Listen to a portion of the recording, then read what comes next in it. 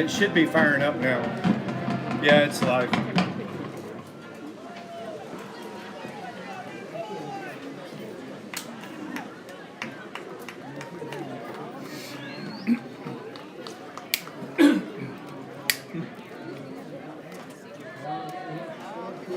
Okay.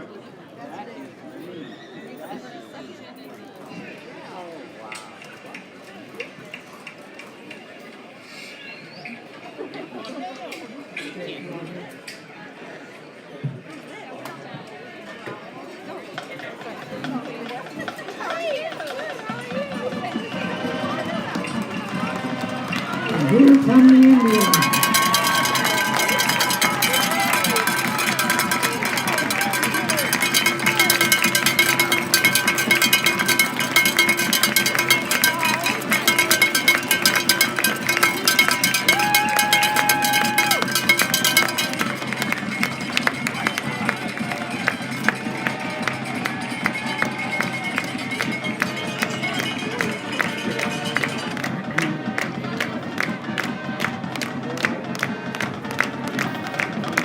Back in Quoin, it's Dave McKenzie and Scott Hudson, Van Meter Field, where the Quoin Indians are celebrating their senior night here this evening, and a nice little honoration or celebration they had with their seniors on the field.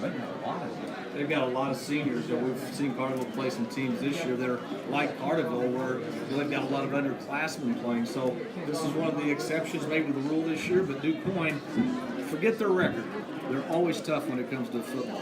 Absolutely. As players are on the sideline, lots of American flags here just below us getting set for the national anthem. And Carterville, coming off 3 straight wins, is two straight wins, getting set to take on Quoin in the final football game of 2021. And of course, it's a conference game tonight. They're in conference, and Nashville's going to be the champions in the Ladies and gentlemen, would you please rise? Gentlemen, please remove your caps and stand proudly as we honor the United States with the playing and singing of our national anthem.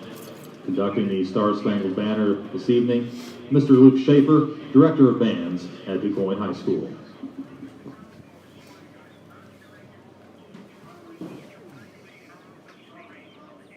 Okay.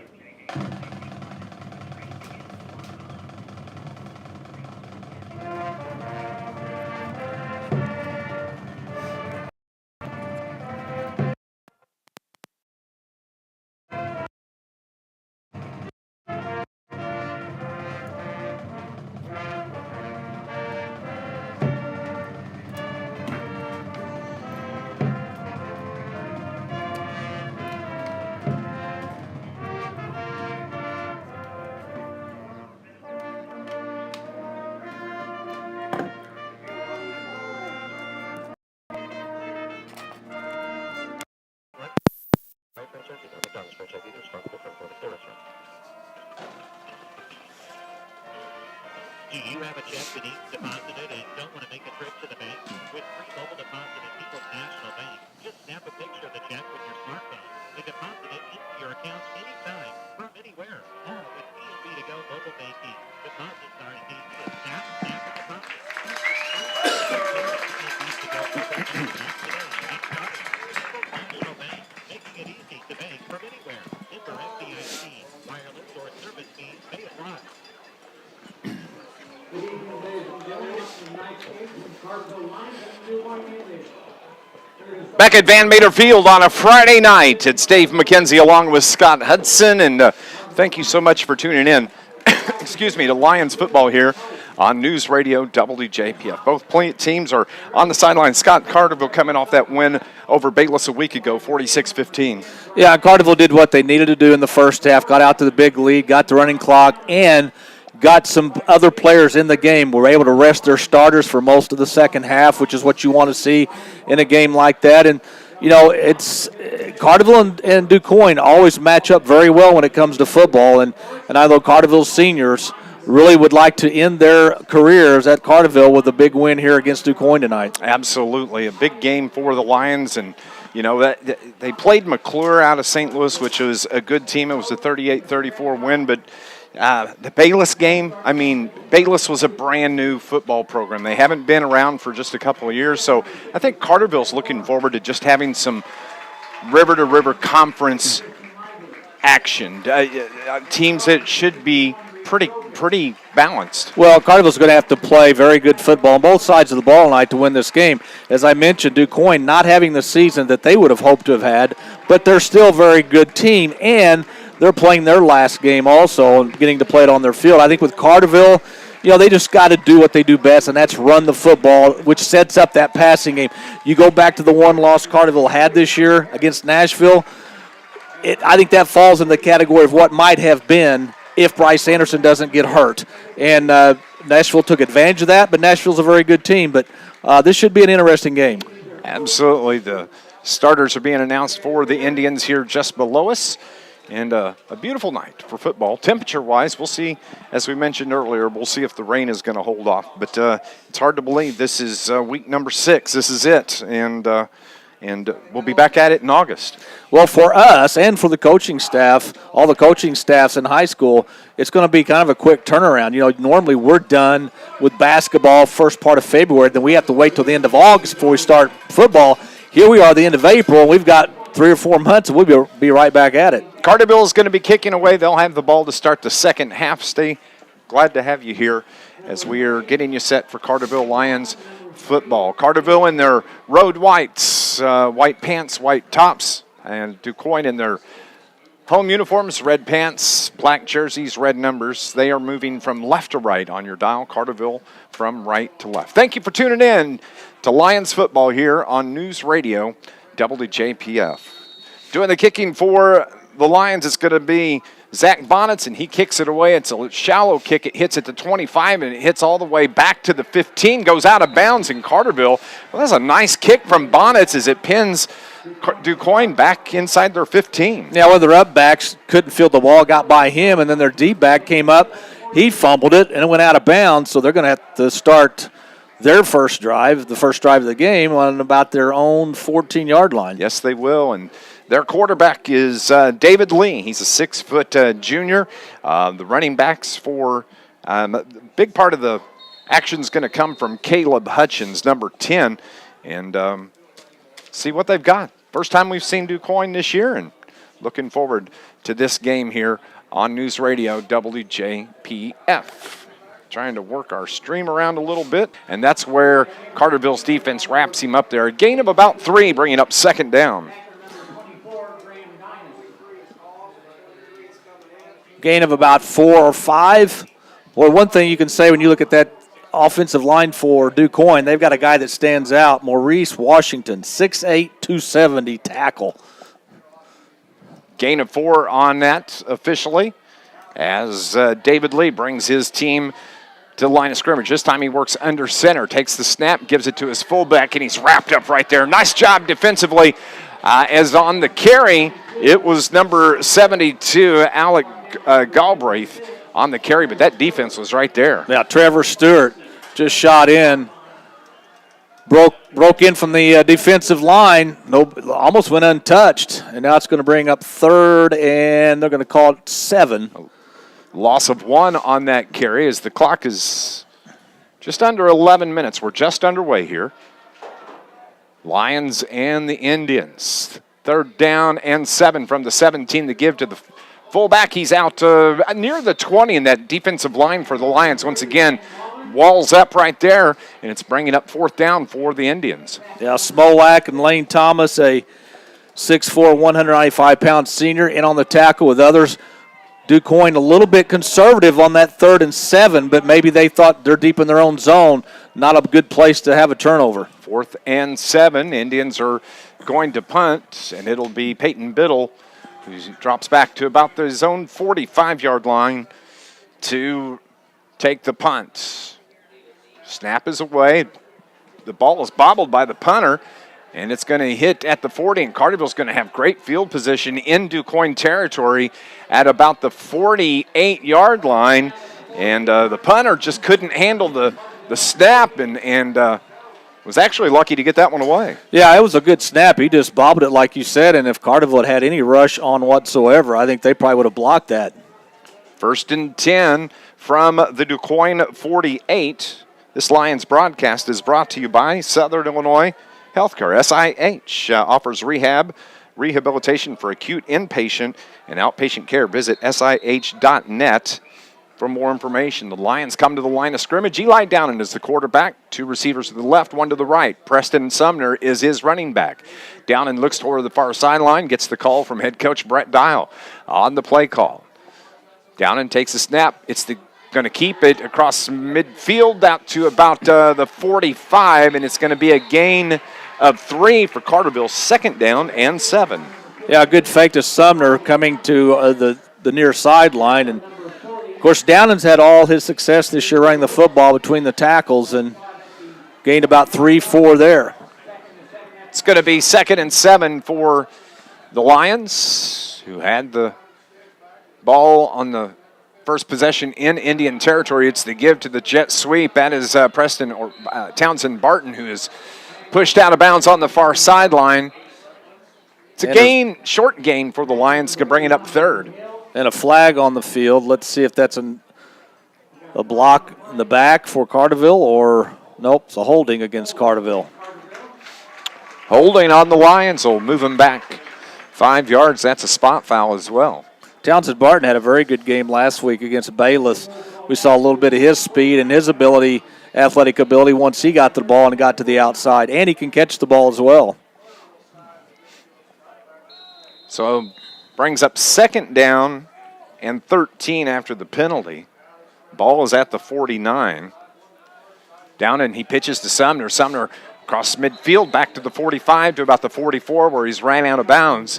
It's going to bring up 3rd down and about 7, maybe 8 for the Lions. Yeah, quarterback option. And down and when you're running to the short side of the field, you have very little time to make that decision. Do I keep it or do I pitch it? Got to Sumner, and he did get it to 3rd and manageable. So the first 3rd down play for the Lions, 3rd and 8 from the 46. Downen, who always operates from the shotgun, fakes it to Sumner, going to keep it. Bottled up at the line of scrimmage, but he gets outside, keeps the legs churning, and he's going to come up about 2 yards short, but nice job just taking what the line gave him. Yeah, he didn't. He was stopped about 2 yards up the middle, bounced it to the outside, and, you know, with this Carterville offense, you're 4th and 2, you're going to go for it in Quoin territory. Yeah, it is. It's 4th and 2 from the 40 for the Lions. Downen takes it, he keeps it, falls forward, and it looks like it may be enough for the Lions as he gets it out to about the 37, maybe the 38, but it should be a Lions first down. They move the chains on the far side. First down for Carterville. Sumner, his running back, was his lead blocker there, but Downen saw something. He didn't follow Sumner. He kind of went to Sumner's left, but still got the first down. So Downen, again, with a first down, wings it out to the right side. That's Barton with it. Takes it about 5-6 yards, tackled right there, and nice job trying to get Townsend Barton into the flow here early.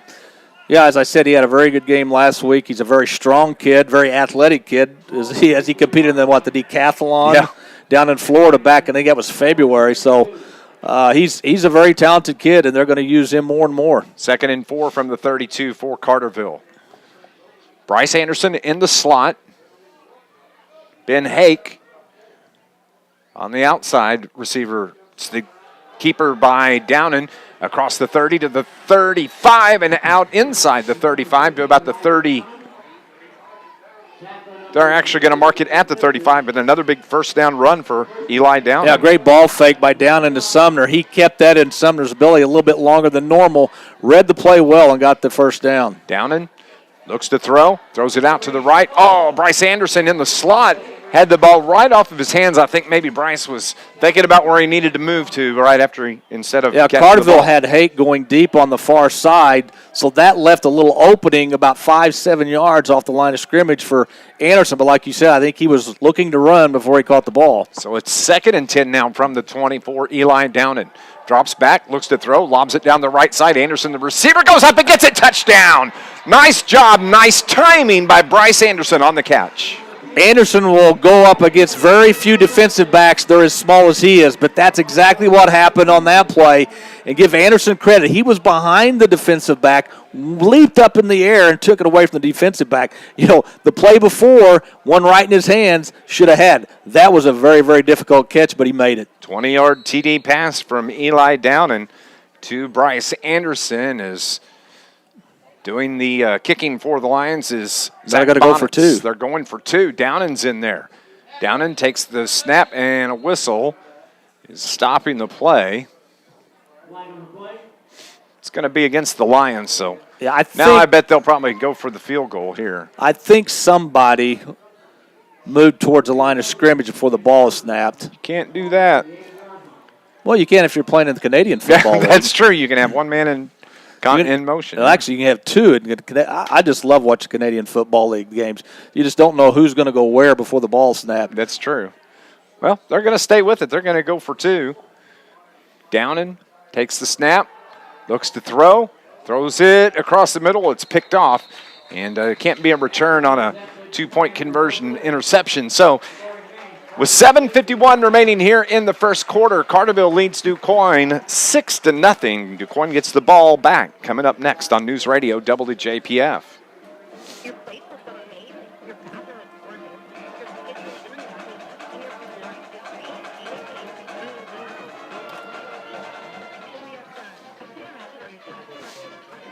I don't have a lot of options. If I go in the next notch, it's too much.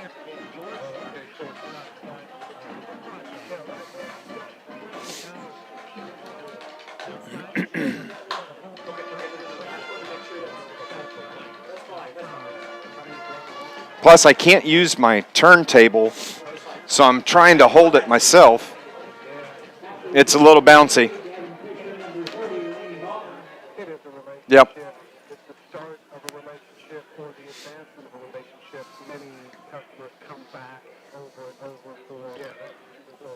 Yep.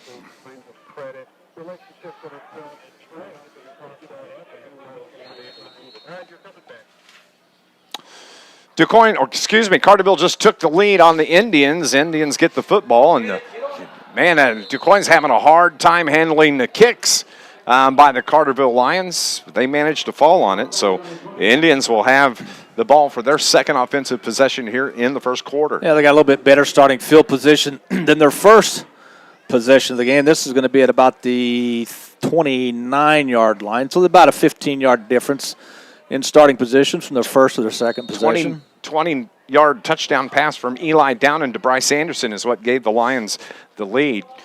Quarterback David Lee from the shotgun. Indians are moving from left to right. Put a man in motion. It's the give to that jet back. He gets out across the 30-yard line to about the 31, and that's where he's tackled right there. A gain of about 2 on the carry. 2nd and 8 for the Indians. Probably a hold where that's called. We'll find out. Maybe. Hold Indians. Noah Johnson was the first Lion defender to get in the backfield, slow the running back up before a host of Lions made the stop. On the penalty, it moves it back 5 yards, and that's a pretty big penalty as they place the ball at the 18-yard line. So it's going to be first down and 21.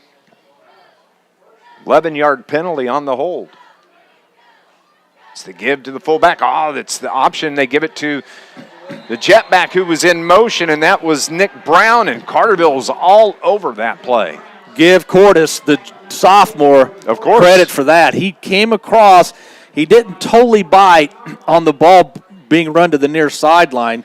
He was able to trip up the running back. Good play by the sophomore defensive end. 2nd and 25. It was a loss of 4 on that carry. This Carterville defense has just been getting better and better and better. They're very, very aggressive, and their pursuit to the ball is very good. 2nd and 25 from the 14. Looks to throw, just lobs it up in the air. Should be picked off, but it's over everybody. Hits it about the 40-yard line. Closest man to it for the Lions was Matt Wallace, and quarterback David Lee was in trouble, and he was just trying to get rid of the ball. Lance Thomas, a 6'4", 195-pound senior, was thinking sack, and the quarterback for Quoin just had to throw it up in the air, did a good job to throw it to the near sideline and away from any Carterville defenders. 6:50 on the first quarter clock. Carterville on top, 6-0. They attempted to go for the two-point conversion and could not convert. So now it is 3rd and 25 from the 14. David Lee, the quarterback. 2 running backs behind him, but he's going to look to throw. Lobs it out and overthrows his receiver. His intended receiver was Kalen Hutchins, and Quoin's looking at a 4th and a long way to go. Carterville's going to get the ball back. Yeah, they're setting up the wide receiver screen, and once the receiver got the ball, he was going to come back towards the line of scrimmage, but overthrown, and now they're going to have to punt from about their 1 or 2 yard line. Peyton Biddle for the Lions stands right on the logo at midfield. Carterville's going to have good field position here after this punt. Here's the snap.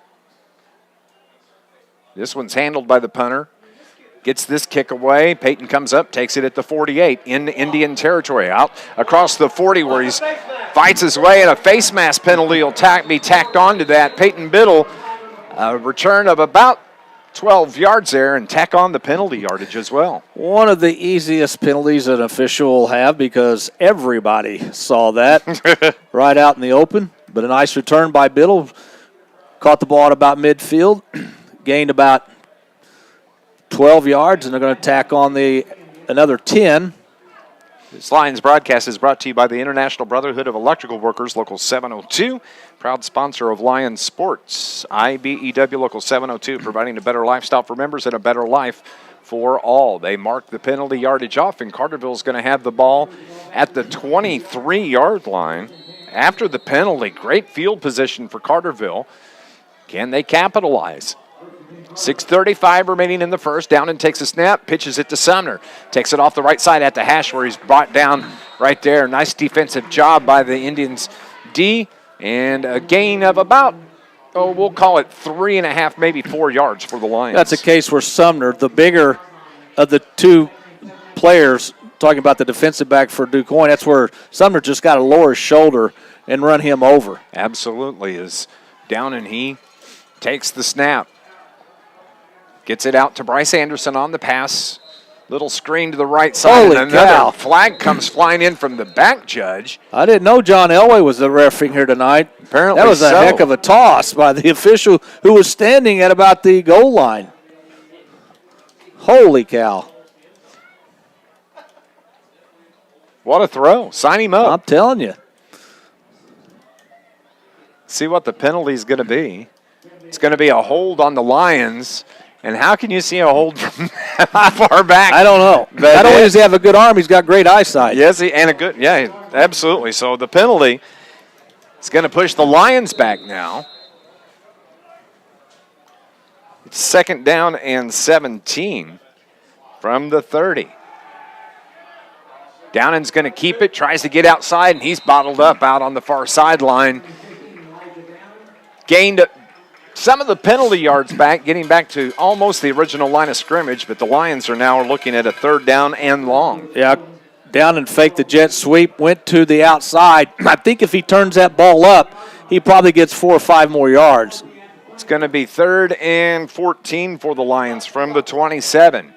Eli Downen looks to the far sideline. Brett Dial signals in the offensive play. 3 receivers to the left. That's Anderson, Hake, and tight end. Looks to throw down the left side. Pump fakes, has pressure, rolls out, throws it out to the right side. Bryce Anderson wide open. Again, had the ball hit him right in the hands and had that 1st down yardage back. And Carterville now facing a 4th down. You know they'll go for it here. Yeah, Anderson again, very obvious on that play that he turned his head before he had the ball. You got to respect his speed. So once he got to the 10, the defensive backs were about 5 yards past that, but Downen made a good throw against his body. Anderson just couldn't bring it in. 5:10 remaining here in the first quarter. Carterville trying to add to this 6-0 lead they have.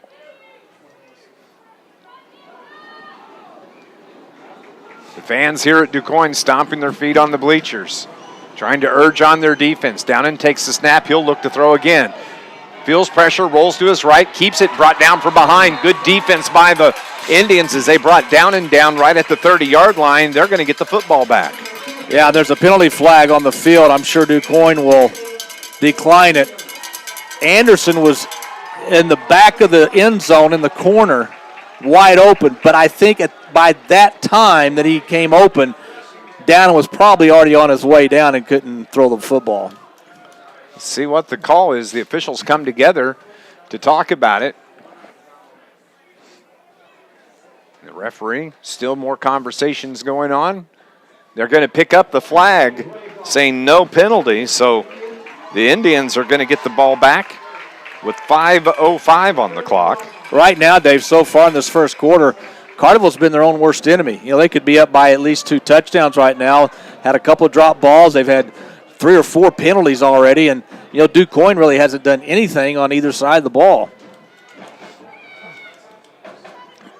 On the change of possession, he gives the ball right back to the Indians. And now David Lee and his offense come out. Of course, head coach of the Indians, Derek Beard. They didn't get much practice time this week, only about 2 days. His handoff is given to the running back. He's out across the 35 to the 40-yard line. That's going to be a first down for the Indians. Yeah, it's by far their best offensive play of this game. Just a little quick hitter off between the guard and the tackle. Enough yardage for a first down. That's their first down of the contest. Quickly back to the line of scrimmage. David Lee under center this time. Gives it to the fullback where he's wrapped up after a yard or 2 gain. Out to about the 38-yard line. Gain of 2. Second down and 8 now for the Indians. In a game like this where Carterville's definitely the favorite, when you come out and you have missed opportunities, it kind of breathes a little bit of life into the other team, this being Quoin. So now they got a little confidence after their first big run for a first down. You got to think that they're going to get better as the game goes along. They only had 2 days of practice, so this is kind of practice and a game all in one for Coach Derek Beard. The snap to the quarterback, gives it to his fullback, across the 45 to the midfield in Lions territory to the 47-yard line. Another big first down run for the Indians. Same play as the play 2 plays ago that got him the big first down right off right tackle. Caden Hutchins it's not Hutchins, Lane Bowman, I believe, on the carry. 1st and 10 from the 47. Once again, it's running back out across the 45 to about the 44-yard line. And on doing the heavy work here is Nick Brown for the Indians. Smolak, Ivan Jones in on the tackle for Carterville. 2nd down and 7. 3:23 remaining. Ball's at the Carterville 44-yard line. Defense needs to step up right here. David Lee from the shotgun. Gives it to his running back again. Out across the 40-yard line. Bounce off of the defender and bumped out of bounds. Nice job finally bringing him down as it was Lane Bowman on the big carry for the Indians. Yeah, Biddle was the last line of defense for Carterville, knocked him out of bounds. Carterville had a chance to stop him in the backfield, but a missed tackle led to the big play. Deep into Carterville territory, the ball set down at the 15-yard line. As that was Lane Bowman on the carry. Nice, just bounced off the defender, cut it to the outside. Did a nice job there. 1st and 10 from the 15. Carterville, the defense needs to stiffen up here. Quarterback takes a snap, gives it to his fullback. Defense is right there, but he's able to slither around out there, isn't he? He gained 1 when he should have lost about 4. Nice job to make something out of nothing. Nick Brown, the ball carrier. It's 2nd down and 9. The ball at the Carterville 14. Brown checks out, coming into the game. is Aaron Dorsey. Dorsey is the running back. Lee is under center, takes the snap, gives it to Dorsey, straight up the gut, and he's tackled real high. And that they may call a face mask. I don't know if they would call a horse collar tackle. Yeah, whoever got him from behind and got him high. Yeah, let's see if it's a horse collar. No, they'll call holding on Ducoin. Wow. Well, when he made the tackle, I didn't see anything that would indicate a horse collar to me, and it was from behind. So if he did grab the face mask, it was a reach around. I did not see a horse collar on that play. I did not see the running back make that motion of like his back was going to break. But the flag came out at the same time as the tackle. Yeah. That's what indicated to me. So it's going to be 2nd and 19 after the 10-yard penalty. The ball is at the 24-yard line now. So Carterville caught a break there. 2nd and 19, 2 minutes remaining in the first quarter. David Lee takes the snap, gives it he's going to keep it out across the 20 to about the 15-yard line. And that's back to the original line of scrimmage, so it's going to bring up 3rd and 10 after the gain of 9 by the quarterback, David Lee. Well, they're in 4-down territory, so this isn't a must first down play for them, but they do want to get it to, maybe 4th and 1, 4th and 2. It's actually 3rd down and 11. Ball is resting at the 16-yard line. Lee, this time from the shotgun. Bowman's his running back, gives it to Bowman across the 25, down near the 10-yard line. Not quite close enough for a first down, so it's going to bring up 4th down for the Quoin Indians. Yeah, if I'm Carterville at this point, I'm playing all run and not pass. I'm loading the box up. I'm forcing their quarterback to beat me because so far in this game, their quarterback has not shown the ability to throw the ball very well. 4th and 7 from the 12-yard line. Under a minute to play here in the opening quarter. Carterville's on top, 6-0, trying to hang on to that 6-point lead. David Lee from the shotgun. 40 seconds remaining. Bowman's his running back. Tries to get the Lions to jump. They don't. Nice job, and a timeout is taken by Coach Derek Beard with 35 seconds remaining here on the clock. Stay with us. We'll take a break. Indians have the ball and threatening to score. You're listening to Lions football on News Radio WJPF. Just go 30, please. Yes. Okay. All right.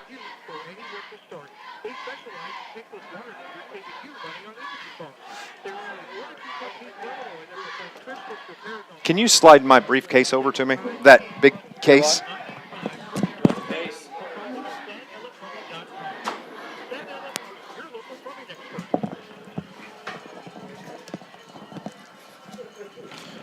Critical play here for the Quoin Indians. 35 seconds on the clock. Yeah, 4th and 7, and this is a big play here early in the game. Carterville, as I said earlier, they've been their own worst enemy, not finishing drives off with points. And Ducoin's got a little momentum now. Let's see what they do on 4th and 7. Coach Derek Beard had called the timeout. He tried to get the Lions to jump. They did not. So it's 4th and 7 from the 12. Carterville has the 6-0 lead. From the shotgun. Brings a receiver in tight. Lee's going to keep it. Takes it off the left tackle. Carterville's defense is right there, and they're going to get the football back, getting the stop on the Indians. What a nice job defensively by that defensive line for the Lions. Ducoin had 2 wideouts to the left, 1 to the near side, trying to spread Carterville out to let the quarterback run and have some open room to run, but Carterville wasn't buying it. I think that just shows the lack of confidence that Ducoin has in their quarterback throwing the football right now when you run the ball on 4th and 7. 1st and 10 for the Lions at their own 10-yard line. Well, a nice defensive stop. Brett Dowell's got to be happy with that. Bend but don't break, right? Exactly. Lions have 2 receivers to the right. Actually, 3 on the far side, 1 on the near side.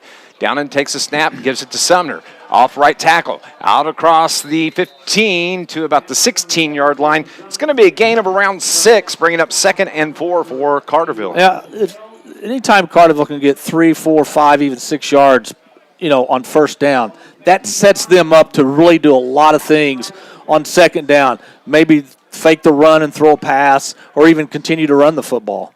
Officially gain of 5. Downen fakes it to Sumner. He's got a first down and more by about 3, 4, 5 yards as he's out to the 25. Big, nice fake by Downen to Preston Sumner. Well, another reason why that play works is because Sumner's had success running the ball to the outside. So, it freezes the linebackers long enough that they have to make sure Sumner doesn't have the ball before they can react. 1st and 10 from the 25 now. 9, 8, 7 seconds on the clock here in the first quarter. Downen gets the snap, looks to throw, lobs it down the right side. His receivers, Bryce Anderson, goes up, can't catch it, and it's incomplete with 0.4 seconds remaining here in the opening quarter. Yeah, Carterville taking a shot downfield. Great coverage against Anderson.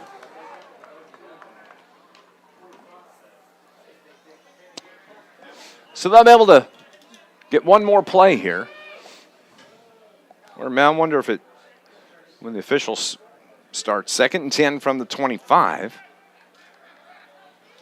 it'll be on the snap. 3 receivers left. Downen fakes it to Sumner. He keeps it, has a gain of about 5 out to about 6, and another flag comes in from the near side, and a late flag comes in from the referee. So 2, there's a third flag. So that would probably indicate some jawing going on out there. Well, there's 4 officials and 3 flags on the field. If I'm the other official, I just go ahead and throw mine too. I get in on the party. Why not? Join the party. That's right. No time on the clock. We're here at the end of the first quarter. There are 1, 2, 3 flags on the field. I would say one is probably a hold. The second one are probably... One was probably unsportsmanlike conduct, I would guess, as late as it was thrown. So they're going to mark it off against Quoin. It's unsportsmanlike. So that offsets, and it's the hold. It's a hold against Carterville. It's going to move the ball back to the 17-yard line after the penalty. Dave, this is something we haven't seen from the Carterville team this year. A lot of holding penalties with that offensive line. They've been able to dominate it for whatever reason tonight. Now, granted, not all those holds have probably been on the offensive line. Some may have been on a wide receiver on those passes to the outside, but very rare to see these kind of penalties against Carterville. 2nd and 17 from the 15-yard line. Will they play an untimed down? No, that was the end of the first quarter. All right, we're at the end of the first quarter. Carterville has the ball and a 6-point lead. They're up 6-0. This is Lions football on News Radio WJPF.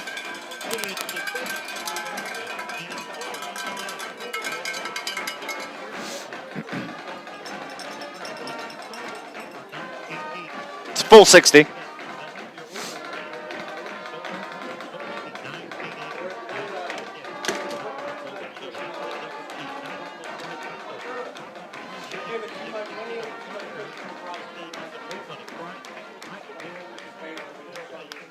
Yep.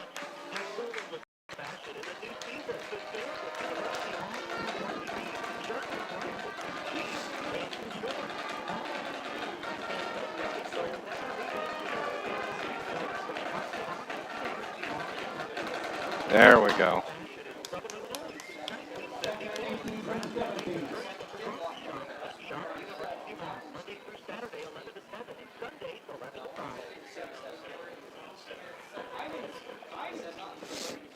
It's the end of the first quarter, getting you set for second quarter action here on News Radio WJPF.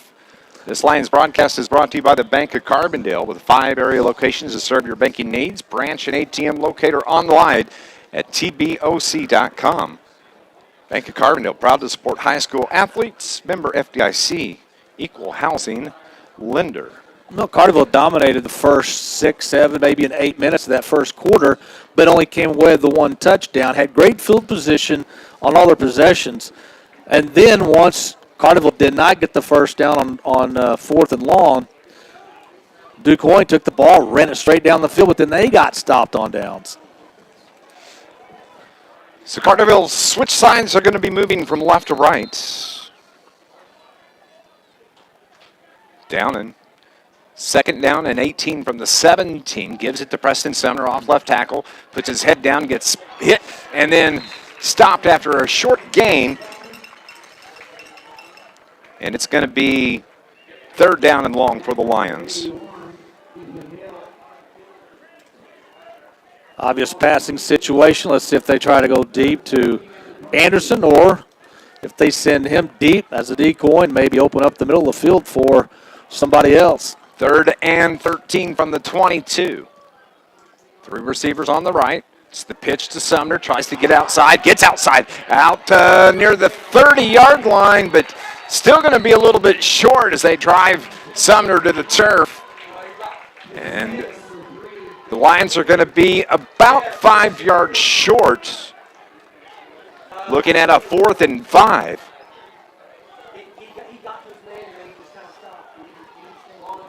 Good run from Sumner. Carterville is looking like they're going to punt. 4th and 5 from the 30, going to get the ball back. So for the Lions, it's going to be Zach Bonnets that does the punting. They send one man deep. Looks like that may be Camden. Well, number 2, I think, is what the number is. We'll pick that up here in just a moment. As Bonnets takes the snap, gets the kick away, and he's been doing a good job kicking. The ball is bobbled, but it's handled right there by the Indians. They have good coverage downfield by Cordes and Biddle. They got down there quickly. Caden Hutchins is who was the deep man for the Lions. Excuse me, for the Indians. So it's 10:27 here in the second quarter. 1st and 10.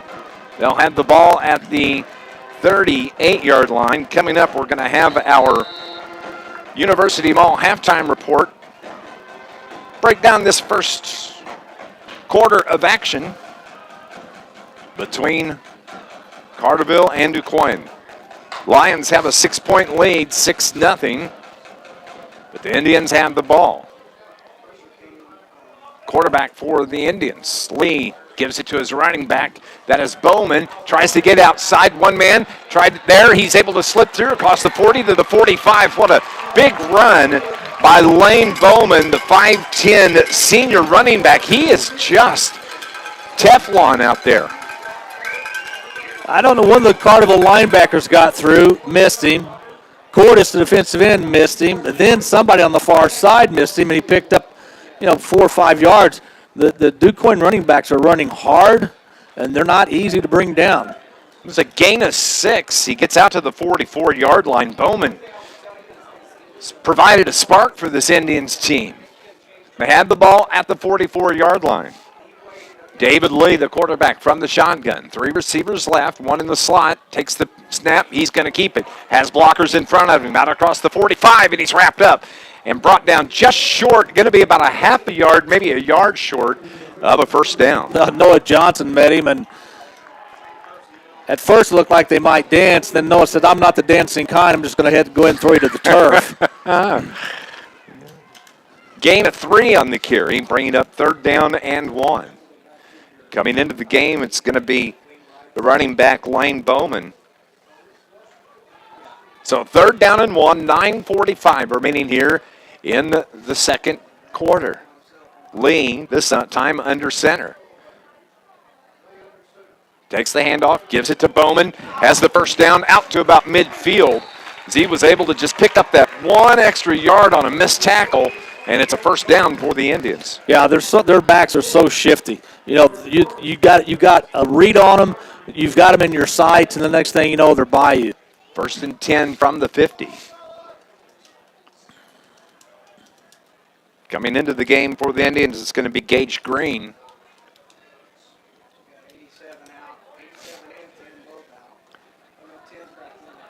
They may have too many men on the field. 1st and 10 from midfield for the Indians. Lee takes a snap. The read option gives it to The running back in Carterville's defense is right there. About 4 defenders stack him up, and on the carry for the Indians, it's number 72, Alec Galbraith. Marshall Blythe, Trevor Stewart, and others in on the tackle. That was a play where the running back was not going to get away. Ball was at the 48. They say it's just a 2-yard loss, but that defense was stout right there. 2nd down and 12 now from the 48. Yeah, at this point, Quoin's offensive line has owned the line of scrimmage. So Lee, this time from the shotgun, gives it to his running back, and he's brought down in the backfield. It was Nick Brown on the carry, and that defensive line has stepped up here on this series. Ivan Jones, the junior. I think that was Smolak, the senior, in on the tackle. I actually think their running back ran into the back of his blocker. Yeah. And then the Carterville Lions just did the rest. So Carterville would like to get the ball back. It's 3rd down and 13 officially from the 47. It was a loss of 1 on that carry by Nick Brown. Well, let's see if Carterville brings a couple of extra defenders, put the pressure on the quarterback in an obvious passing situation. Lee from the shotgun puts his running back, slides down to the line of scrimmage. He drops back, looks to throw, throws it across the middle, and his receiver is right there, and it falls incomplete. Wide open, it beat the defender, and the ball went right through his hands, and Quoin now facing a 4th down and long. Now we have a hold on Quoin. I'm sure Carterville will decline that, but you're right, the receiver wide open. If the ball's thrown a little bit more towards the middle of the field, I think he probably catches it in stride, but he had to look over his shoulder just a little bit. But Carterville dodges a bullet. I think it was Nick Brown was the intended receiver. He's the running back, and how he got behind the defender, I can't tell you that. But now Quoin looks to be bringing their punt team on.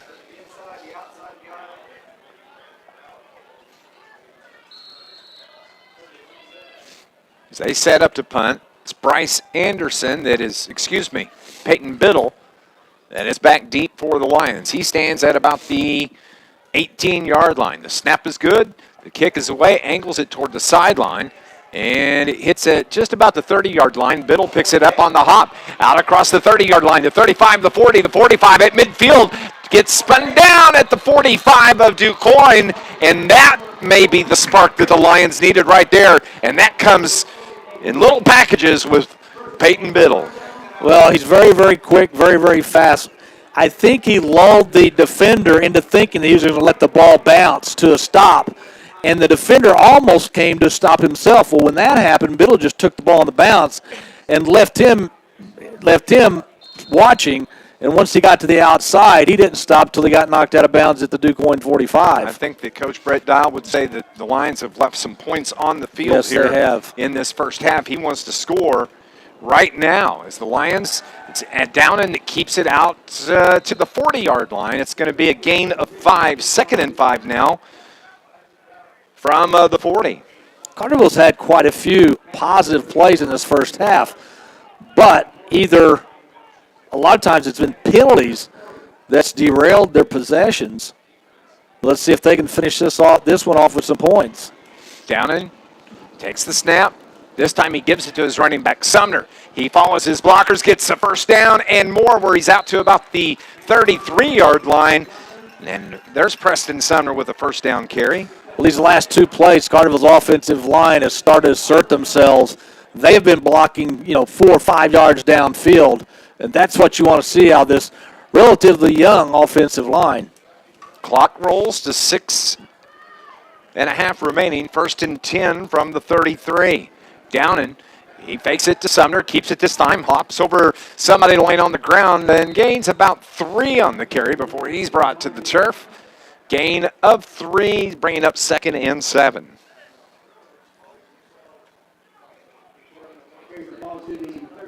Downing is just such a big quarterback. Doesn't possess the great speed once he gets to the outside. But when he runs between the tackles, very, very hard to bring him down. It's the pitch to Bryce Anderson. Now he's trying to reverse. He looked to throw. Ball's on the turf. Indians have it. Turnover by the Lions. Bryce Anderson was the jet back. It looked like they were trying to let him throw. That was successful for the Lions a week ago. But he bobbles the ball and gives it right back to the Indians. Yeah, he was looking for Townsend Barton, who was going down the near sideline, but Quoin did not fall for the play. Barton was covered, and it looked like Anderson realized that, hey, I've got a little bit of room. He cut back to the middle and then went straight up the field. And I was just about to say, tuck that ball away when it got knocked out of his hand. 5:41 here in the second quarter. 1st and 10 from their own 23. Indians had the ball back. Lee, quick pitch to the right side. Out across the 30, 35, 40. Midfield gets by. It may go all the way to the 30-yard line. 5. And he's knocked out of bounds. Who was that from the Lions? That was Townsend Barton, who lined up, I believe, on the near side, ran across the field and down the field, and knocked him out of bounds at the 5. To save the touchdown. What a great defensive play by Townsend Barton, but nonetheless, what a great run by the Indians as they get the ball at the Lions' 5-yard line on one play. Well, quick throw to the outside, a lot of open space. 1st and goal from the 5 for the Indians. A chance to tie this up, and a timeout is called here at the 5:29 mark. The Indians fans are on their feet here just below us, and opportunity to score. We'll take a break as well. We'll pause for 30 seconds. This is Lions football on News Radio WJPF.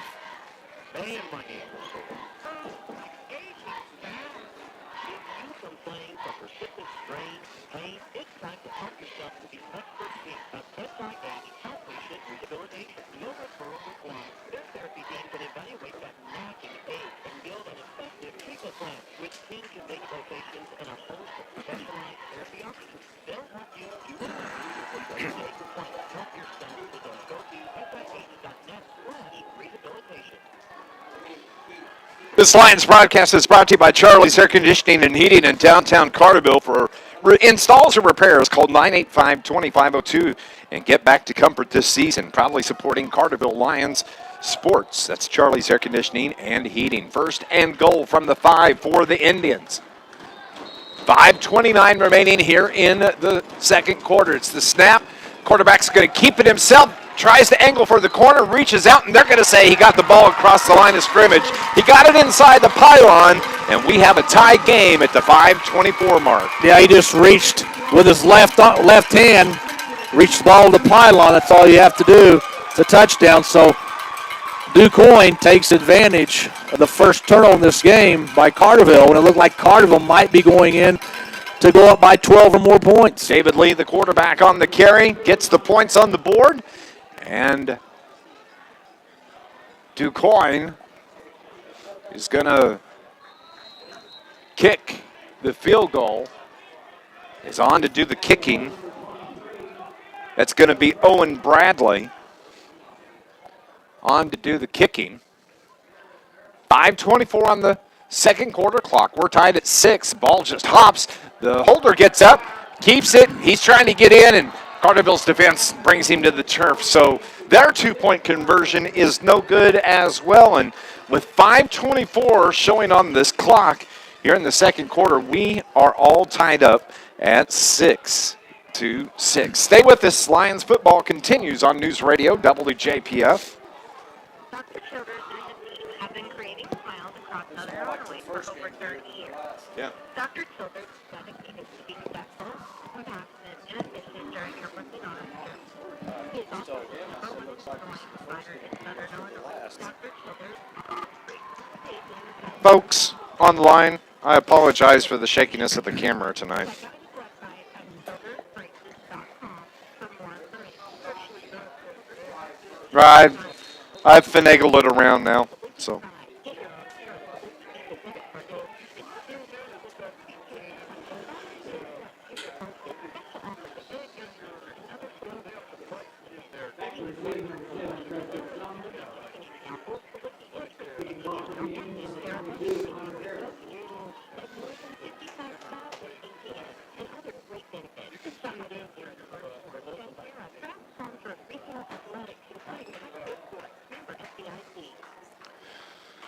5:24 remaining here in the second quarter. Stay with us. We're going to have our University Mall halftime report coming up here in a little over 5 minutes. We're tied at 64. Carterville, man, their offense needs to do something. Well, they just got to finish their drives. They're beating themselves with penalties, and, of course, on the last possession with that turnover by Anderson, Quoin took advantage of it. And, hopefully Carterville in the last 5:24 of the second quarter can get some momentum going and take a lead into halftime. You're right. They just haven't been able to finish the drives as they kick away. And the ball is going to go out of bounds. So Carterville will have fairly decent field position here at the 5:24 mark. What do they need to do? Well, they need to settle down and make the simple plays. We talked earlier about how Carterville has not had that many holding penalties this year. They've had a ton in this first half. And again, take nothing away from Quoin because I think after their second possession, their offense has gotten much better. But Carterville, on paper, is the better team. They're just not playing like it right now. And again, if you don't remember, Quoin did not play last week. They were in quarantine for about 10 days. So they only had yesterday's practice, maybe Wednesday, 2 days worth of practice. So Carterville's been able to roll playing football as the Lions give it to Townsend Barton out across 40-yard line, across the 45, and that may be a first down for Carterville. Townsend Barton, he's a pretty good. He's got good size. They list him at 5'11", 168. I have to believe he's at least 6 foot. I mean, I'm 5'11". He's taller than I am, but he's got very good speed once he gets to the outside. Carterville goes quickly. It's down, and it's going to, on the quarterback keeper, cut to the outside, runs out of bounds, gain of 6, maybe 7 yards, and just keep moving the ball, get them chunk yards. Yeah, and that's what Carterville was doing on their last possession before the turnover. Had all the momentum, and then the turnover, and Quoin ties the game at 6. Second down and 4 now from the 49. Downen takes a snap this time, gives it to Sumner. Sumner across midfield, gets a first down and more. 40-yard line down the far sideline, pushed out of bounds. And inside about the 35-yard line is where they're going to mark it. And I'd like to see Preston Sumner start to light things up. Yeah, he's got the speed and the size to do that. Give credit to that left side of that offensive line. They gave Sumner enough time that he could survey the situation before he bounced it to the outside. Carterville's offensive line has gotten better as this game's gone along. Gain of 14 on that carry by Sumner. 5th play of the drive for the Lions. It's Sumner again, this time off the right side. Gets a nice block from Anderson, but Sumner cut it up on the inside. And you got to give credit to that Quoin defender that was right there. It's going to be a gain of 1 for Carterville. Yeah, I just gave Preston credit for reading his blocks on the previous play, and I agree, Dave. On that one, he got the block from Anderson. Probably should have cut it to the outside. Trying to seal that outside, and Anderson did. This time down and looks to throw. That's Anderson with it. Out about the 25 to about the 20-yard line. First down for the Lions. They'll move the chains. That's the 3rd pass play to Anderson tonight that has not been the deep ball. He did score on a deep ball, but I think Quoin is giving him so much of a cushion that he's just running his defensive back off, going about 10, maybe 12 yards down the field, just stopping, and Downen's hitting him right in the numbers. 1st and 10 from the 20. Downen's going to keep it, cuts it back on the short side of the field, and a gain of about 2. 2nd down and 8 now for the Lions. Well, the other good thing about this drive is Carterville's eating a lot of time off the clock. And hopefully they can end this drive with points and not give Quoin much time left in the first half. So it's 2nd and 8 from the 18. This is Townsend Barton. Carries it across the 20, 15, 10, 5, cuts it back, touchdown! Townsend Barton, an 18-yard touchdown run for your Lions. Great job by Barton of following his blocks. Sumner gave him a great block. Sumner sealed off a defender to the inside, and then Barton saw that, cut it back to the middle, and then used his speed to get into the end zone. Remember, it was Townsend Barton that made that defensive play on the long run by the Indians, and that may have just pumped himself up. That was a great run. Now Carterville goes for two. Throw across the middle's incomplete. That was Bryce Anderson, the intended receiver. So the two-point conversion is no good, but Carterville has taken the lead on the Indians. It's 12-6 with 3:53 remaining here in the first half. Stay with us. More Lions football next on News Radio WJPF. AFC primary care is Marion, proudly supporting your primary care. Our kicker's hurt. Chronic medical conditions or Lutenbacher's out. same-day appointments available and walk-ins accepted. We treat infants and elderly, athletes to the sports enthusiasts, or even the couch potatoes. Give us a call today at 899-9193, 899-9193. AFC primary care in Marion.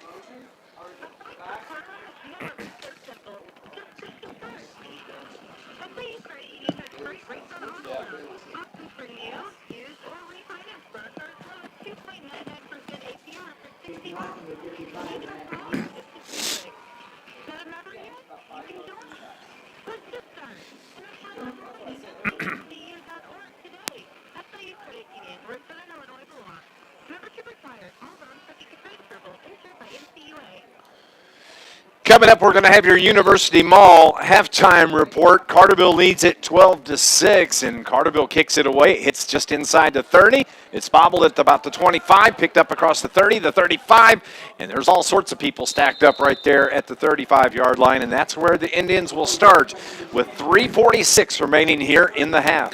Well, I'm glad Townsend Barton made the bus. I mean, Yeah. he has done an outstanding job on both sides of the ball tonight, and I know he was ready to play tonight. They're going to have the ball at the 35-yard line. Updating a couple of scores that we've got. Harrisburg over West Frankfort at the half, 13-0. Murphy leads Massac 34-7. That's in the second. Nashville on top of AJ 14-0. Here it's 12-6 Carterville. It's the give to the running back. That's Bowman out across the 40. Nice run. Oh, the ball was on the turf, but I think the Indians may have got it right there as it came out late. Bowman on the carry, but it's going to be a gain of 7. It's going to bring up second down and 3 from the 42-yard line for the Indians. I believe it was Talon Walker, a 6'1", 193-pound sophomore that came in right up the middle, and it looked like he got tripped, or otherwise he might have met the running back head on. So it's second down and 3. Clock rolls toward 3 minutes here in the half. Quarterback, he's going to keep it. He's tripped up. Nice job in the backfield there. I think that may have been Cordes that got a hand on his ankle and brought him to the turf, as it was David Lee that tried to run it for the Indians. Cordes got off his block very quickly. A defensive end, Cordes did a very good job of shedding his would-be blocks. I'll say would-be blocker because I don't think he got blocked, and tripping up the running back. David Hill, the quarterback, picked up 2 on the carry, so it's 3rd and 1 from the 44. Just below us here at Van Meter Field. Lee from underneath center gives it to his fullback, has the first down, and is driven back, and first down for the Indians. On the 3rd and 1 carry. The Indians have all 3 timeouts left.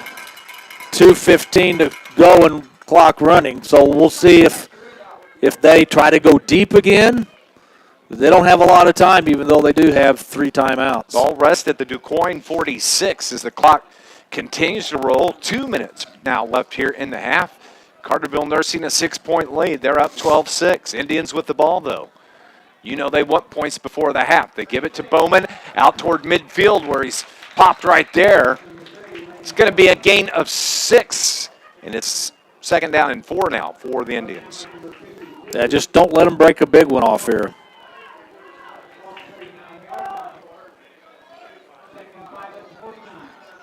Minute and a half remaining in the first half.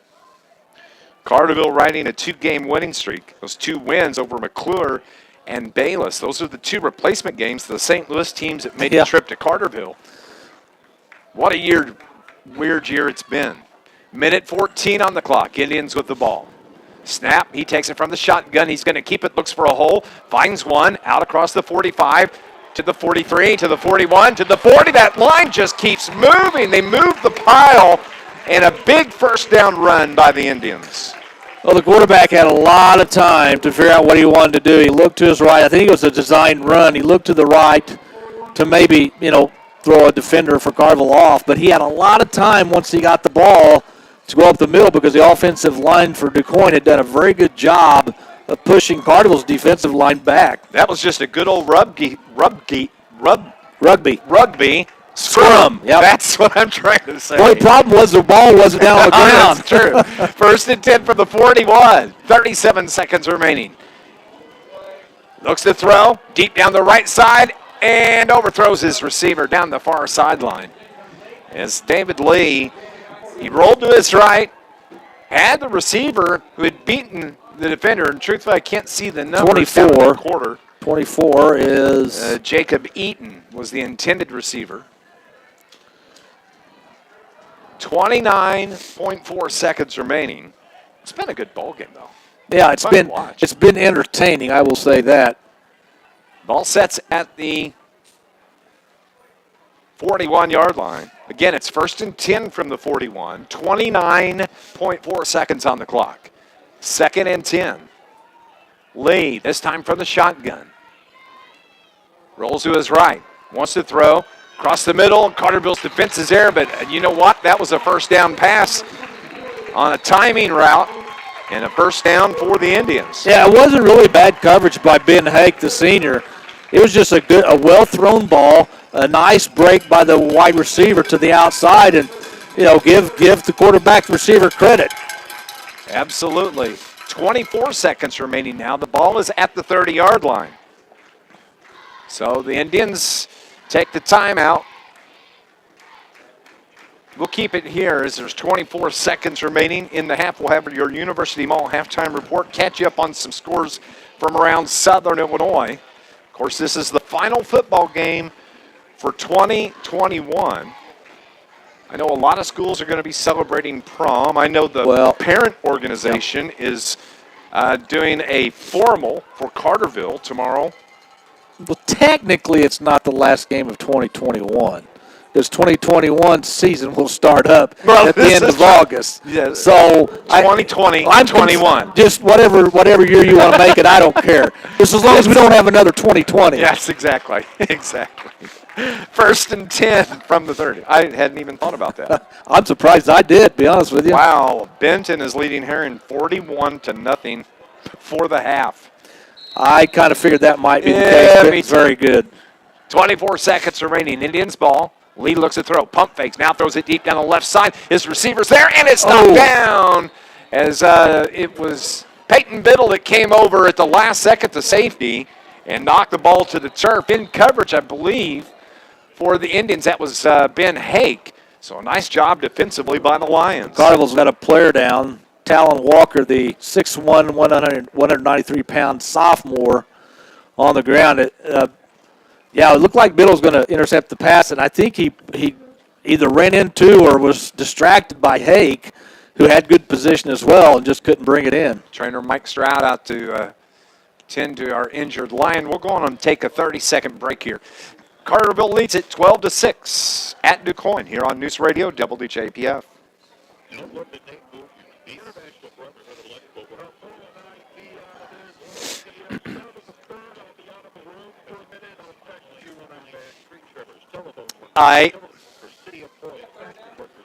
If you need to run another one, I think you're going to be able to.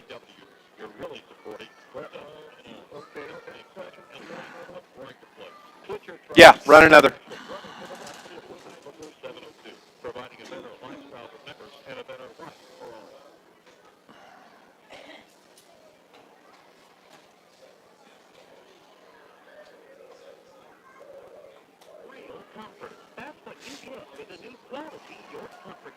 From Charlie's Air Conditioning and Heating in Carterville. For over 35 years, Charlie's Air Conditioning and Heating saves you money. And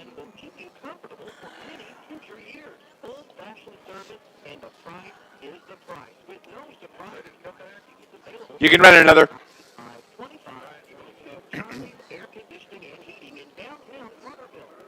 No. Bring it back. 18 seconds remaining here in the first half. Talon Walker is the injured Carterville Lion, who is at about the 33, 34-yard line. Mike Stroud and I believe that may be the Quoin trainer that is out there as Tim Davis joins Mike Stroud. Now Talon is up on his feet and appears to be nursing.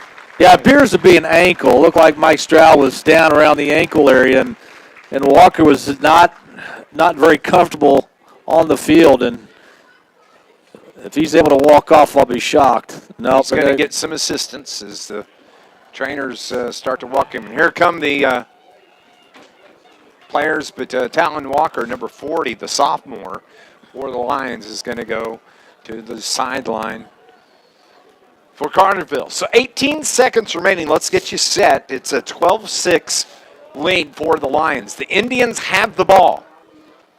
It is 2nd down and 10. The ball rests at the 30-yard line. Offense is set. Defense is back. They're ready.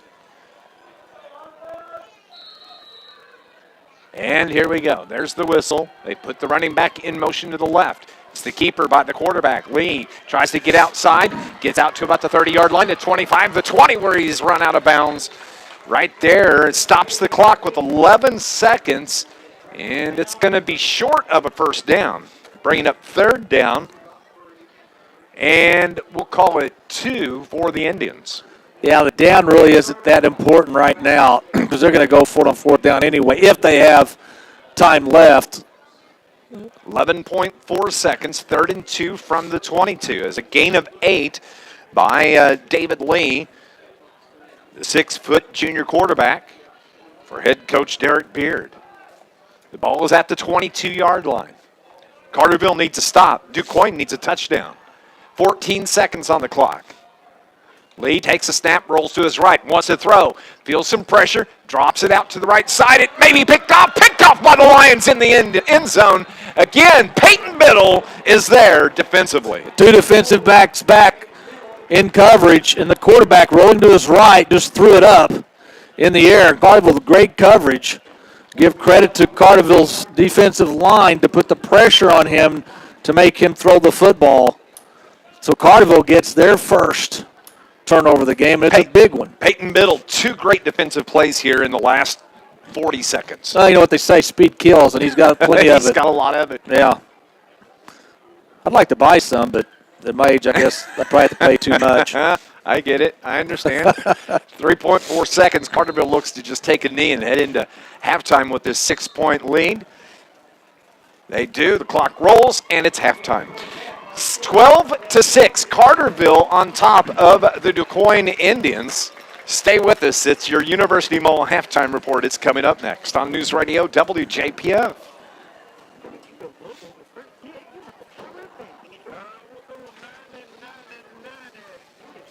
All right.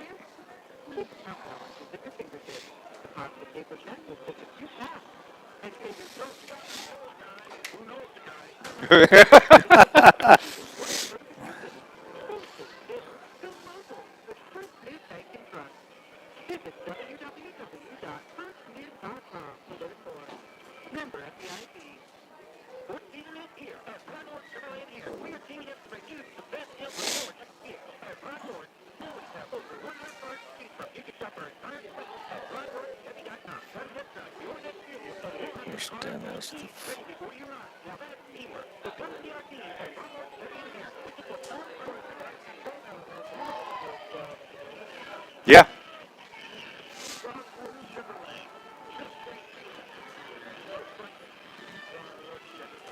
Rain or shine, either snow, cold, Joe's Lawn Service, Carterville is a locally owned and operated business serving South Illinois for over 20 years, specializing in much more than commercial or residential lawn care. Joseph McMahon and his crew can do snow removal, bush hogging, tree trimming, or tree removal, landscaping maintenance, and much more. Call 544-8148, rain or shine, either snow. Call Joe, 544-8148. That's 544-8148.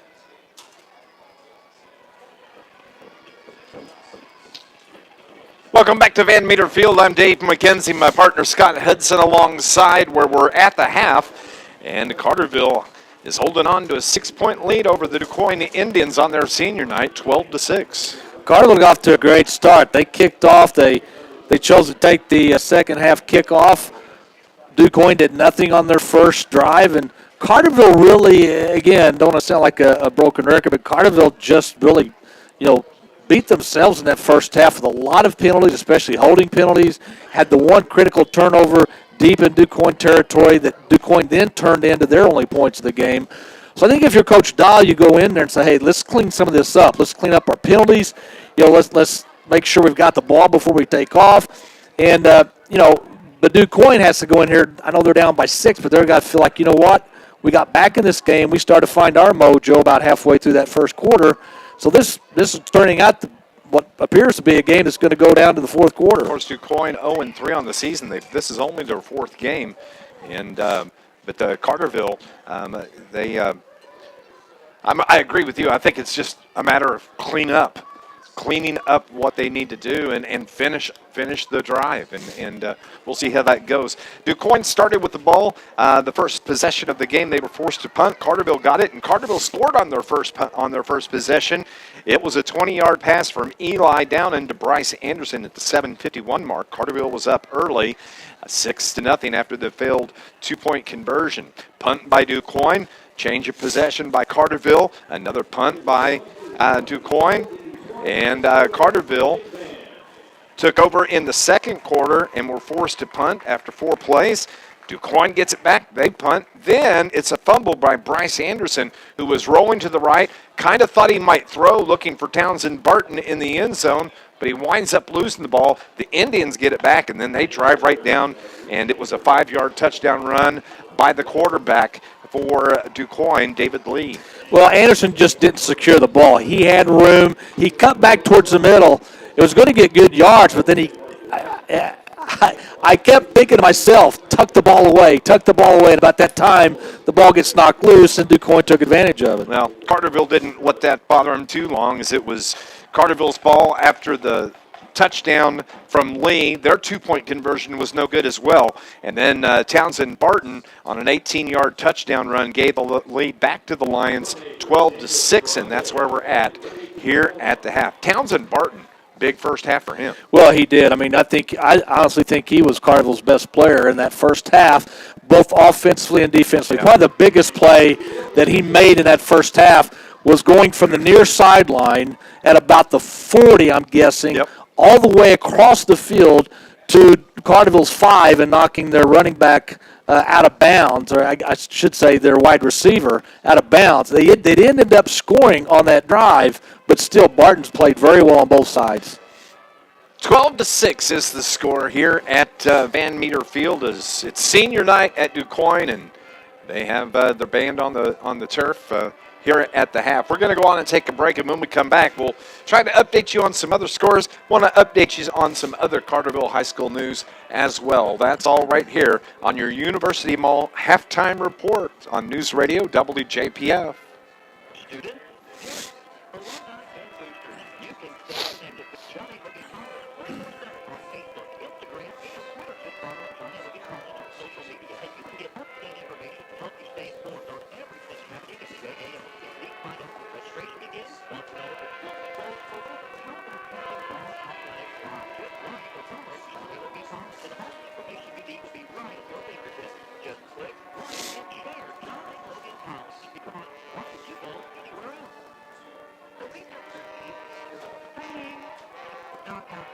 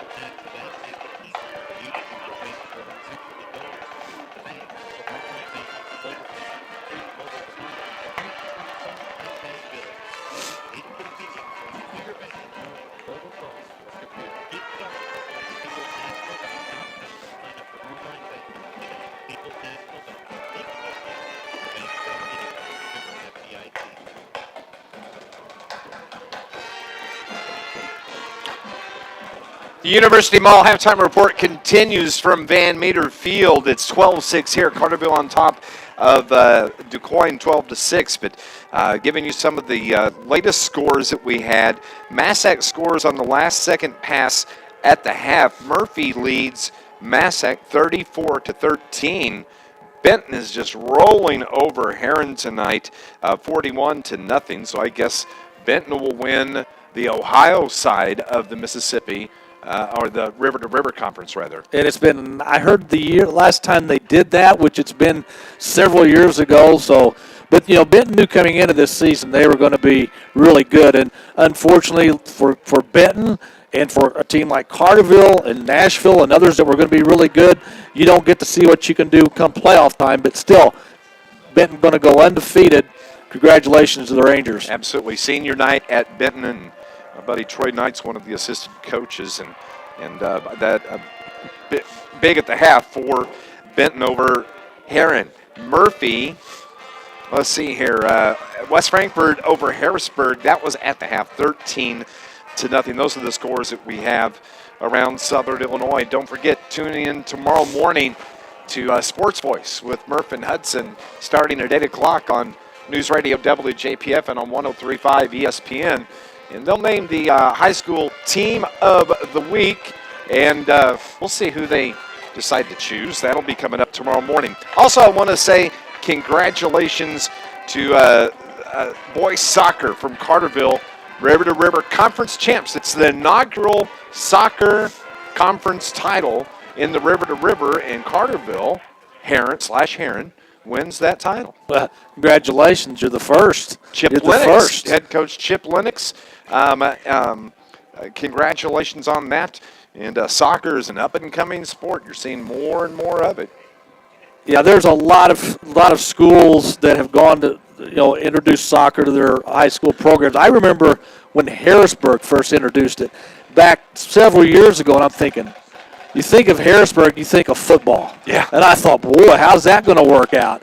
But it's something else that gives kids an opportunity to play. And sometimes you have to choose between soccer or football. Yep. And, we were talking to a Carterville assistant coach up here tonight saying, hey, they've got some kids that are playing soccer that could be helping them at the football program. But, the kids get to choose. And, congratulations to Carterville soccer program and their coach on an outstanding season. And I also want to say congratulations to Coach Nathan Emmerich and the volleyball team. They had a great year. I think they won 7 matches in a row, and then last night they wrapped up their regular season. Carterville went to Pinckneyville and swept the match last night. But that volleyball team was outstanding, and first-year Coach Emmerich, just a great improvement from the beginning of the season to the end. And now you've got Carterville. They got beat by Marion in baseball last Saturday. 2-1. 2-1. A very good game. Marion team. I was there for about 4 innings is what I got to watch. Softball's underway. Track and field is underway. There's so much going on. And you heard Coach Brett Dial. And I got to tell you, practice last night, I was there at the end of practice. And what he said to his team was, guys, I know you're tired. The coaches are tired. I know you're tired. They've been playing football off and on since June of last year. They had June workouts. They thought they were going to be playing football in the fall. They kept working out when they could. And, of course, no fall football. Then they go through basketball. Then they get back on the field and start practice. It's just been a hell of a year. And he said, I know you guys are tired. Just give me 24 hours. Give me 24 hours. Let's put it all we got on the turf tonight. Because it wasn't going to be an easy game here at the Quoin. Well, also, you go back to June, all this started. These kids didn't know if they were going to get to play. So, as tough as this has been on the coaching staff and the kids physically, I think it's even been more demanding mentally because the kids didn't know if they're going to get to play. They hope they're going to get to play. But it's been such a crazy, topsy-turvy year that you got to give credit to all the players, all the coaching staff for making this thing work out and getting it done and doing a very good job at it. And I got to I'm glad you said that. The administrators, the athletic directors, You know, I just know it's just been crazy trying to get everything worked out. And then you have quarantines that shut programs down where you try to find a replacement. And you know, of course, Quoin having to deal with being quarantined for 10 days. You had a couple other programs, Heron, that's done that. Harrisburg's been through it. It's just been nuts. It's just, I'm done. And then you had a couple of teams like Sparta and I think Vanagorville that didn't have enough players to play because of injuries to their kids. So COVID didn't hurt them. It was their injuries. They just didn't have the numbers. It's been, I can guarantee you, every kid who's an athlete in high school that's coming back next year is praying that on the last Friday night of August, there's high school football, the stands are full, and everything's back to normal. Absolutely. Updating a couple of scores that just came in at the half. Marion leads Carbondale 24-23, and at Nashville is up 28-7 over Anna Jonesboro. That just before the half as well. 12-6 the score here at Van Meter Field. Carterville on top of the Indians. That's going to wrap up our University Mall halftime report. Stay with us. Second half action is next on News Radio WJPF.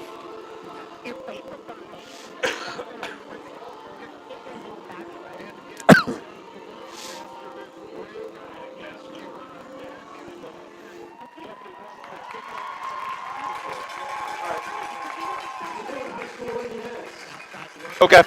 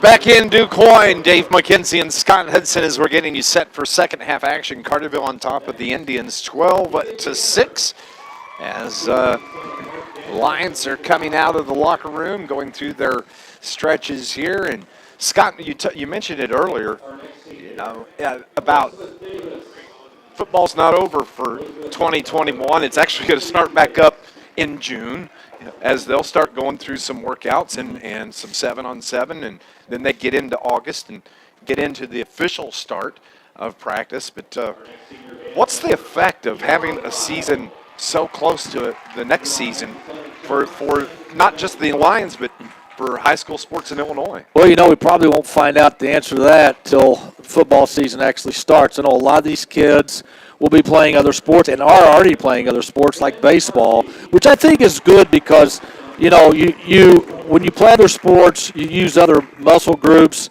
You can work, you know, some sports, it's, you know, you got to be more agile than maybe others. So I think it's good that kids play multiple sports.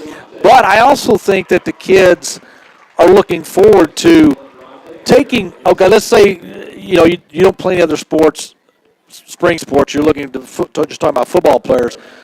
I think after about 2 months, you're going to realize what you didn't have this past football season, and it's going to make you hungrier to get in that weight room to get ready for the next season. And, you know, when you look up and down this Lions roster, senior class, they're going to lose Ben Hake, Preston Sumner, Matt Wallace, Bryce Anderson, Hendrick DeWitt, also Eli Downing, Nick Dawson, let's see here, Josh Levens, Jackson Allen, who's hurt and not playing tonight, Trevor Stewart, other seniors, Ian DeWitt, Henry Jackson, Luke Smolak, and let's see here, Lance Thomas.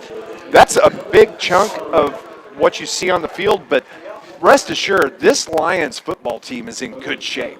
These underclassmen, the sophomores and the juniors, are good ball players. And a lot of those sophomores especially are key contributors to this season. And the cupboard's not going to be bare by any stretch of the imagination come next season.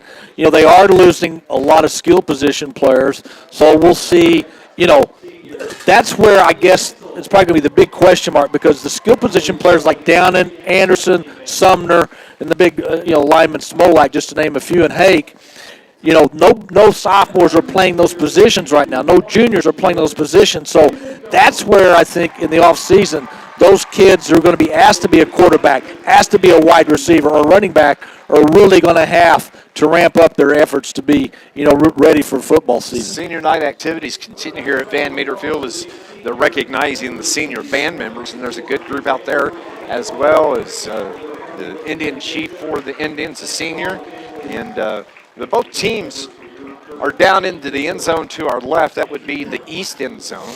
Carterville's huddled up, and the Indians are huddled up as well, but they're starting to make their way to the near sideline. Again, Carterville scored 2 touchdowns there in the first half. On their first possession, it was a 20-yard TD pass from Eli Downen to Bryce Anderson. And then Quoin comes back, ties it up at the 5:24 mark of the second quarter, as it was David Lee, the 5-yard touchdown run.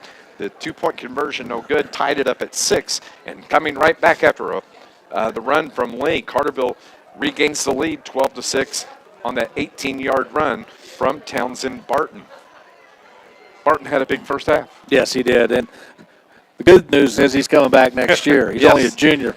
I think for both these schools right now, for both these teams, their coaches probably told them, look, some of you guys, a lot of you guys, only have 24 minutes of football left in your careers, high school or otherwise. Give me all you got, the best you got, and let the chips fall where they may. The other thing, too, it's always scary when you play a team on their senior night. It is. I mean, that can be a big momentum boost for a team. And I'm looking forward to the second half. Should be a good second half of football. Carterville is going to have the football to start play here in the second half.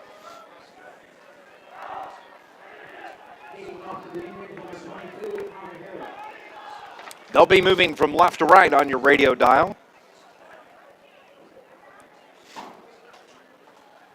And let's see, Fairfield on top of El Dorado, 17-0 at the half.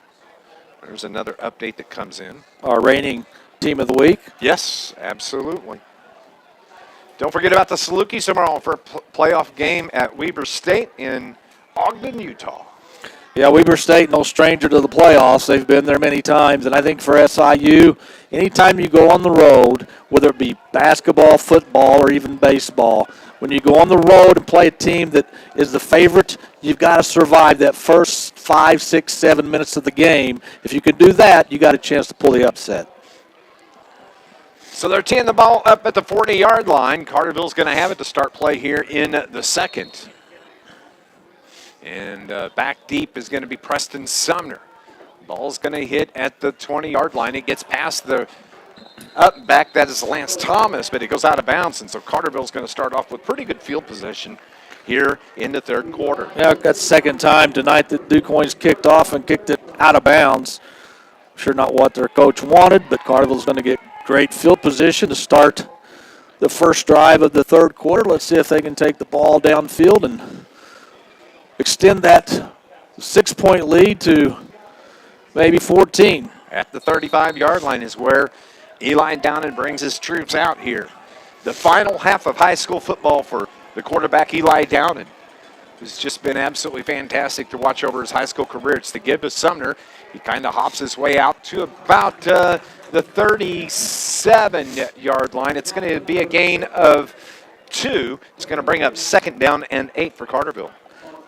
Quoin's defense has done a pretty good job tonight of not letting Sumner get to the outside. He has a couple of times for big runs, but for the most part, Quoin's not letting him get to the edge. Now Downen again operates from the shotgun. He puts Townsend Barton in motion, but it's the give to Sumner. Cuts back against the grain, gets away, and is going backwards, gets to the outside across the 40. Got a great block from Townsend Barton, and that may be enough for a Carterville first down. It's close.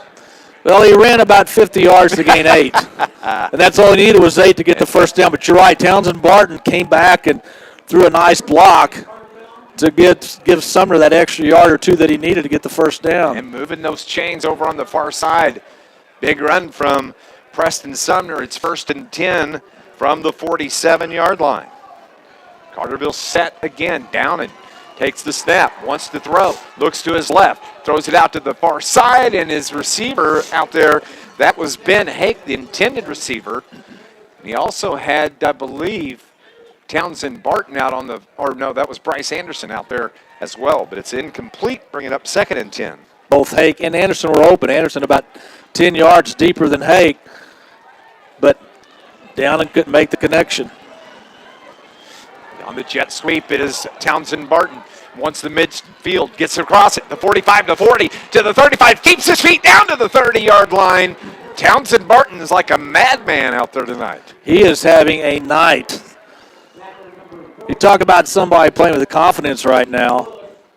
And he got a great block on the left side to spring him to the outside, and Carterville's in business.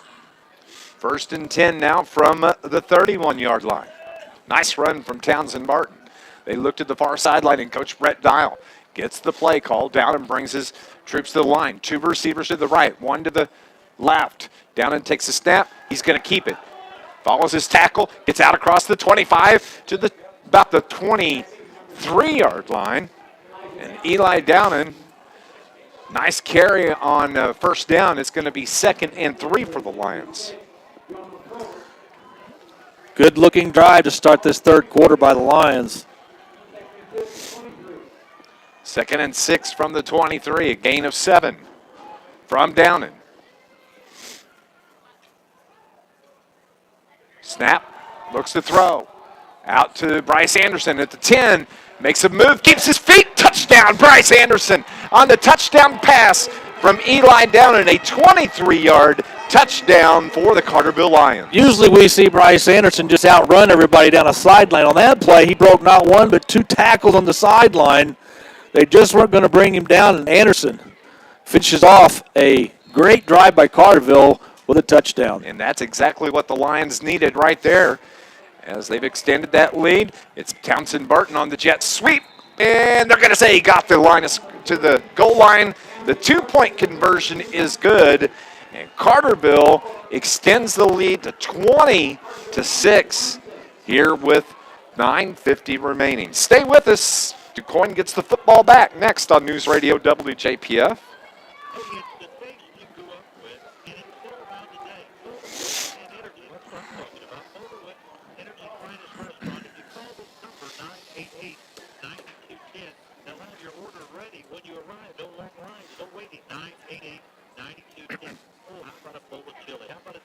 Just 30 here, please. 30.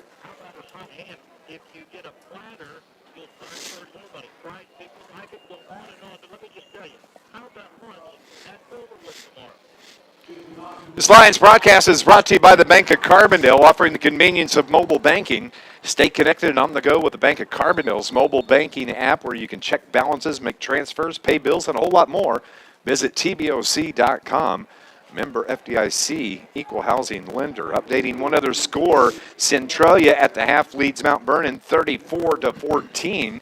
Carterville's just pushed the lead out to 20-6 here at Van Meter Field. It is going to be Zach Bonnet's doing the kicking. Ball's teed up at the 40-yard line. Quoin has 2 receivers back deep. Bonnets makes his steps, low kick, hits at the 25. It's picked up there by the Indians, out across the 30 to the 35, out near the 40, puts his head down, run over the defender to across the 40 to the 45. What a fantastic return by the Indians. Yeah, he bobbled the ball, trying to get it off the turf, but after that he ran right up the middle, ran over a couple of would-be tacklers and gave Quoin great field position. I didn't see the number on that return, but wow, powerful running right there by the Indians. So they have it 1st and 10. The ball is at their own 45-yard line. He tracked one of the Lions when he came He through did. there, didn't he? He did. But I think the Lion defender was flat-footed, and that's not how That's you want not to how be. you want to be. You need to be ready for that. David Lee is the quarterback. Takes the snap, gives it to his running back, and a short gain, about 2 yards there by the Indians. Yeah, Cordes fought off his block and made a nice ankle tackle, kept him to about a 2-yard gain. It's going to be a 2nd and 8 from the 47-yard line. Carterville on top, 20-6. The second touchdown pass from Eli Downen. The other touchdown was scored by Townsend Barton on an 18-yard touchdown run. David Lee operates from the shotgun. On the read option, gives it to his running back out across the 40-yard line where he's run out of bounds. And on that carry for the Lions, for the Indians, was Lang Bowman. Whether it's their running backs or the quarterback, Quoin does a great job of when the ball snapped, they get to the line of scrimmage in a hurry. Yes, they do. We've seen bigger backs here at Quoin, but the ones they have, and the quarterback as well, very quick to the line of scrimmage. 1st and 10 from the 38. 8:57 remaining here in the third. So give to the running back, and he's brought down as Cordes, who's everywhere. Bowman once again on the carry is tackled by his ankles. Cordes it's like, what was a Mighty Dog? He's everywhere. He's everywhere. And he's only a sophomore, Yep. and he's got good size for defensive end. Going to hear his name a lot over the next 2 years. 2nd and 11 from the 39. What's turned out to be a beautiful night for football. Yes, it has. Actually, I had to put my heavier jacket on. Wind is blowing right I didn't in even this bring window. mine. But the rain's held off. That's good. Lee's going to keep it on the quarterback draw right up the middle. Puts his head down, and he's bumped to the turf at the 35. A gain of about 3. So it's going to be 3rd down and about 8 now for Coach Derek Beard and the Quoin Indians. Most of the time when Quoin's had multiple wide receivers to either side of the field, they're not going to throw the ball. They're just trying to open things up in the middle for the quarterback to run. Carterville's D needs to make a stop here. 3rd and 8 from their own 36. The Indians with the ball. They trail 20-6. 7:39 remaining in the third to give to Bowman. Right straight up the gut, and he's not going to pick up the first down, and the Indians are going to be looking at another 4th down. Now Trevor Stewart, one of the first Lions to meet him. So this is a big play in the third quarter. 4th and about 6.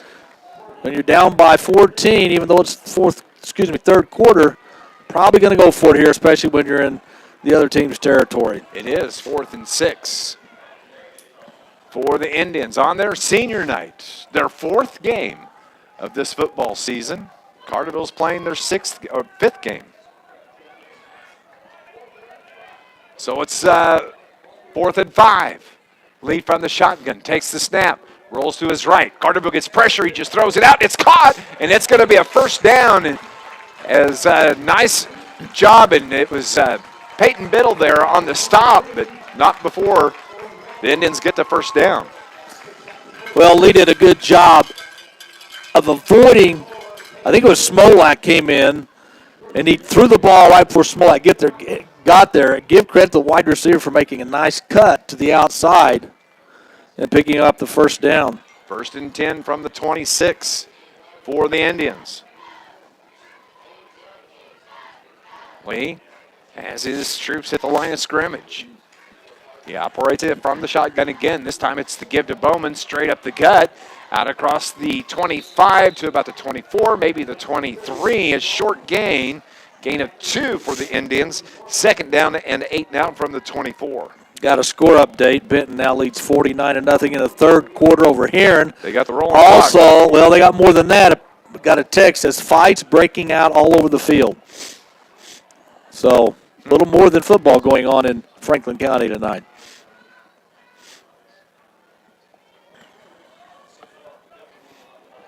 .545 remaining. 20-6 the score here. Indians have the football. Lee. He's going to keep it on the keeper. Tries to get to the outside, fix the throw. He's brought down and throws it away. He did a good job of getting the ball away. Incomplete as Carterville's Peyton Biddle was there. And also, I believe that was Cordis that was putting pressure on him. It looked like he had room to run, but instead decided to try and stop and throw the football, but was not able to complete it because he got a lot of pressure at around the 30-yard line. The incomplete pass stops the clock here in the third. 5.5 remaining. Good job defensively by the Lions, though. Cordis, Peyton Biddle there. And a good job on the receivers. 3rd and 8 from the 24. Lee puts his running back in motion. Carterville gets pressured, wraps him up right there for the Carterville Lions. That was Lance Thomas. He came in like a man possessed. And that's what Carterville didn't do a good job of in the first half when Quoin did pass the ball. Their quarterback had plenty of time to throw the football, but the last 2 times he's tried to throw it, the time has not been there. 10-yard loss on that play by Carterville's tight end and defensive end. Big 6'4", Lance Thomas threw Hill to the turf. Or, excuse me, Hill. Lee. Coach Nick Hill does not play football at Quoin anymore. Well, let's just hope he doesn't have any eligibility left, at least tonight. He'd still get out there and play. Yeah. You know that. Oh, yeah. But we know for a fact he's in Ogden, Utah. That's right. Now, so he's not going to play tonight. We have a timeout on the field. 4:37 remaining. Carterville has the 14-point lead. It's 20-6. This is Lions football on News Radio WJPF.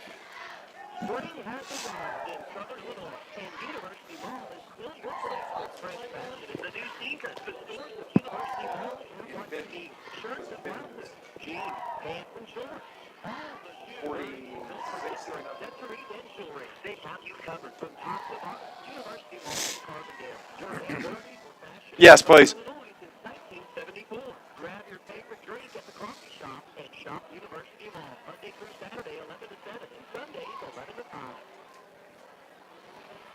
This Lions broadcast is brought to you by Charlie's Air Conditioning and Heating. Beautiful downtown Carterville for over 30 years. Charlie's can handle any heating or cooling system issue you may be experiencing, and no job is too big or too small. Call 985-2502 for Charlie's Air Conditioning and Heating. 4:37 showing on the clock here in the third quarter. Carterville's up 20-6. It's a big play for the Indians offense. 4th and 18 from the 34. David Lee, the quarterback, takes the low snap, throws it to his receiver at the 35, makes a move, is going to be brought down. Oh, no, they keeps running, keeps his legs going, gets out to the 15, gets the first down for the Indians. And what a big play. And the receiver for the Indians, that was Caden Hutchins. What a great carry. Well, he had open space once he caught the ball running towards the middle of the field. Then it looked like he was going to be stopped well short of the first down, but Carterville just couldn't get him to the turf, and he got a big first down at the Carterville 11-yard line. That was a gain. They have the ball at the 11-yard line. That was a 23-yard play. Carterville, or for the Indians, this is going to be the 12th play of this drive. Lee takes the snap. He's going to keep it. It's upended. Ben Cordis just dove at his ankles and upended the quarterback. And he's actually, David Lee, a little slow getting up because Cordis was right on his shoelaces. Yeah, hit him low. Had nowhere to go. That's a law. They're going to say got back to the line of scrimmage. Yeah, 2nd and 10 from the 11. That's got to hurt, getting hit like that. Oh. That had high ankle sprain written all over it. Right. David Lee, the quarterback, he's back out there from the shotgun. This time he's going to give it to his running back. Carterville had him pinned in the backfield, and he spins forward, picks up a short gain. It's going to be inside the 10, maybe the 9-yard line third down and long for the Indians. Yeah, Thomas hit him first right at the line of scrimmage, but he's able to get away. Gained about 2. They can get a first down at the 1. So it's third and goal from the 9. Carterville has that 20-6 lead.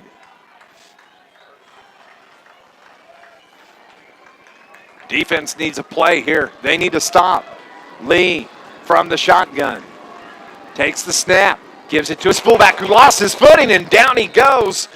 And now the Indians are faced with the 4th and goal from the 9 as the running back coming out of the backfield tried to feet cut out from under him, and 4th down now for the Indians. Now, Marshall Blythe was there for Carterville to meet him if he doesn't slip.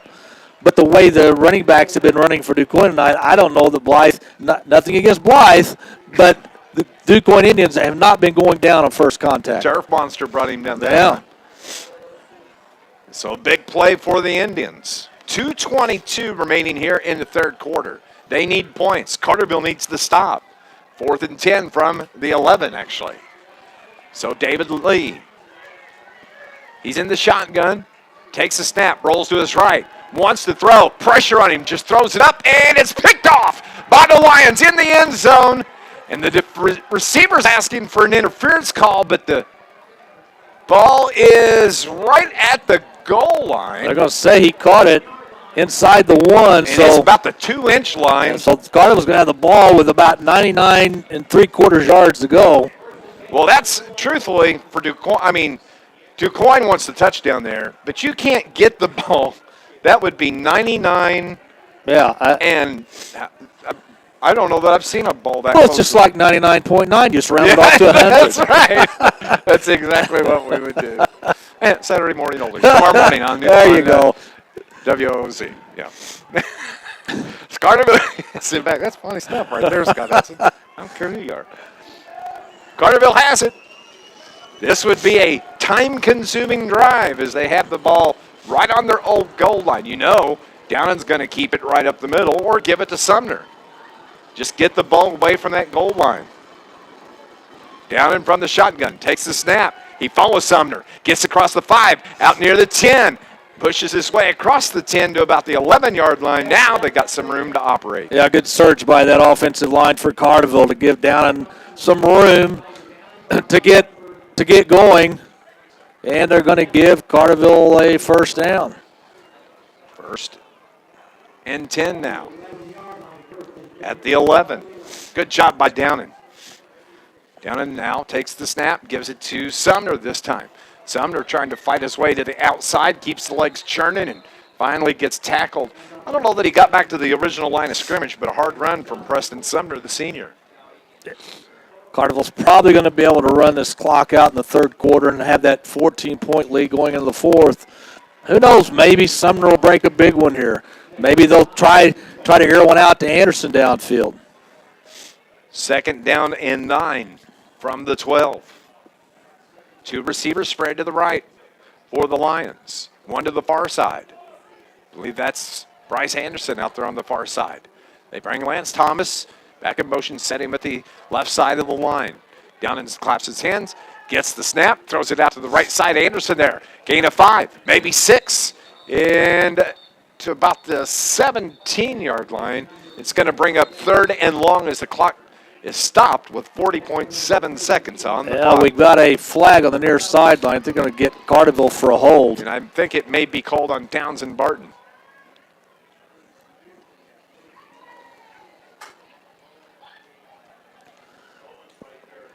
Illegal shift.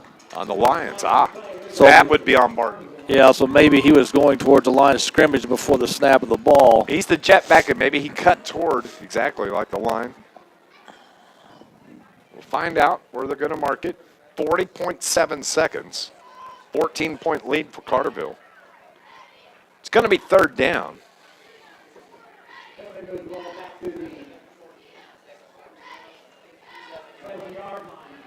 Ball is at the 7. It's going to be 2nd and 14 from the 7.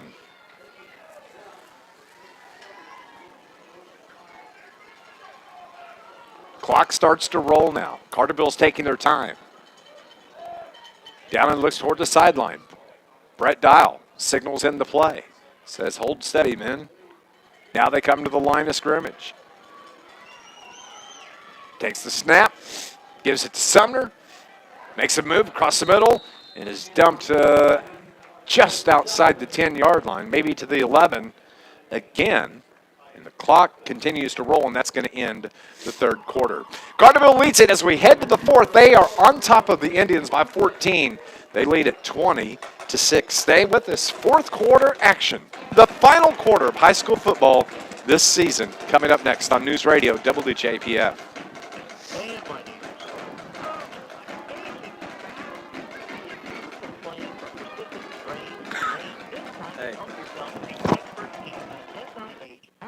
Rehabilitation. No referral required. Their therapy team can evaluate that nagging ache and build an effective treatment plan. With 10 convenient locations and a host of specialized therapy options, they'll help you do away with the pain and help yourself to get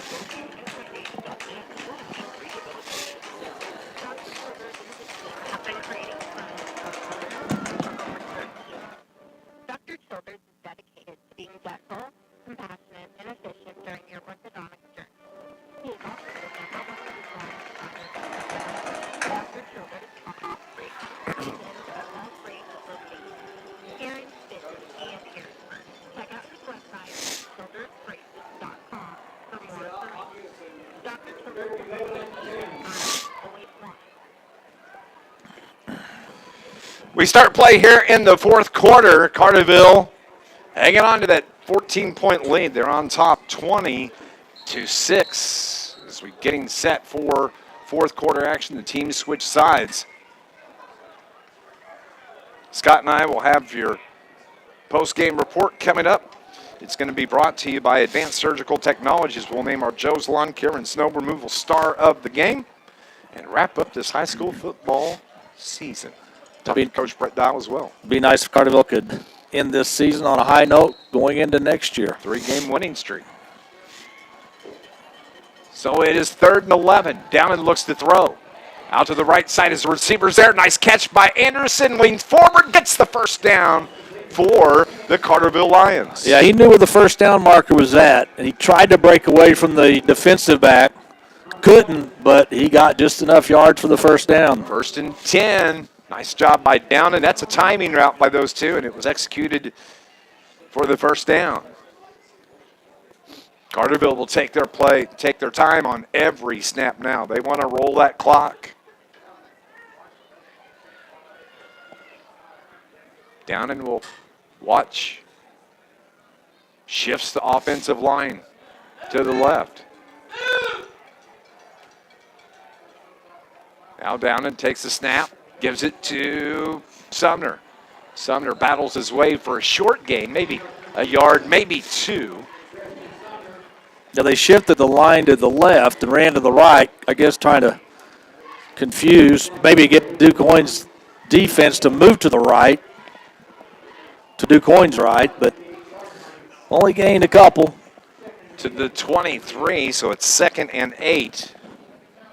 The ball on the far hash here at Van Meter Field. Nice complex here, ball field. It is. Right across the way, turf. It's nice. 10:48. The snap. Oh, the ball's on the turf. Sumner bobbles it. Did he get it back? No. The Indians are saying they got it. And oh, that is huge. Huge mistake by the Lions as it was a fumble. Just, I don't know that they ever got the handoff clean to Preston Sumner. Yeah, I don't think they did. And I thought Sumner was going to be able to fall on the ball. But the next thing I know, I see Sumner just kind of sit up, and DuQuoin had the ball. If you remember, the only other turnover Carterville had tonight, DuQuoin turned it into points. Carterville's defense got to stiffen right here. They have the ball deep in Carterville territory. They have it right at the 19-yard line. They're ready to go. 1st and 10. Hill from the shotgun takes a snap, gives it to his running back straight up the middle, puts his head down to about the 15-yard line, keeps the legs chugging, and finally they're going to say forward progress was stopped. And nice first down carry for the Indians. Gain of 4, 2nd and 6 now. Ball is at the 15-yard line. Boy, big mistake there by the Lions. Don't let the Indians back in this. Yep. The momentum has swung. Senior night at Quoin, and you can't give them any opportunities. Have to put them away. Now Hill takes the snap, bobbles it, throws it down the left side. Receiver's right there. Touchdown. Touchdown. Quoin Indians as they pulled it within 8. It's 20-12. It looked like the wide receiver on the left side did not have anybody on him at the line near the line of scrimmage. And they just threw the ball up quickly. Biddle tried to get over there as quick as he could. I didn't see who the receiver was over in. The receiver, I believe, was it 15? Was Caden Hutchins. So now they will go for 2 to try to cut this to a 6-point lead. So they line up at the 3. Hill takes the snap, rolls to his right, throws it. The receiver's there, and they convert the 2-point conversion. And so it is back to a 6-point game. The 2-point conversion is good, and Carterville leads it 20-14. Stay with us. We'll continue here on News Radio WJPF.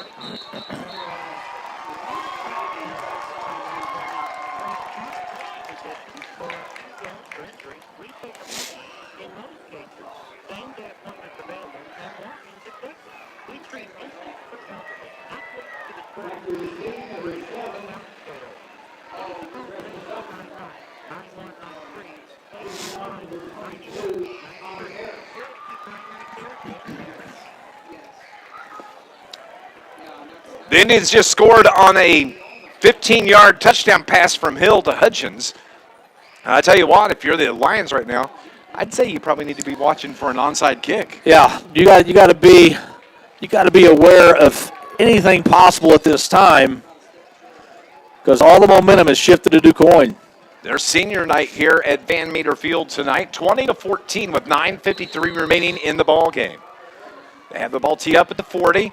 It's a long kick. Carterville's going to take it. Preston Sumner lets it hit the turf. It rolls into the end zone. A nice, good call there, not touching it, as he was going to be pinned deep. And Carterville's going to have the ball at their own 20 here in the fourth quarter. This Lions broadcast is brought to you by the International Brotherhood of Electrical Workers, Local 702. Proud sponsor, Carterville Lions Sports. IBEW Local 702, providing a better lifestyle for members and a better life for all. You know, Carterville's been the better team in this second half. Take care of the football. That's what you have to do. Just take care of the football, and I think everything will work out in Carterville's favor. Just run the clock. Take your time. Benton over Heron 55-0. That in the fourth quarter. We'll have a complete rundown on the scores as we have them here coming up in our postgame show brought to you by Advanced Surgical Technologies. Eli Downing keeps it right up the middle, puts his shoulder in. The defender keeps his legs churning out across the 35, the 40, to the outside, and out to about the 47-yard line. That's the biggest run for the quarterback here tonight. And you cannot tackle down and high. He's not the fastest quarterback, but he is so big and so strong that if you try to tackle him high, you're going to go along for the ride. Got to say happy birthday to Gary Downing. I think that's today. That's Eli's grandpa. Yes. And happy birthday to Gary. Happy birthday, Gary. Is Townsend Barton with it as he gets up in it. A flag comes in. It's at the 49. I think they're going to get Sumner for something.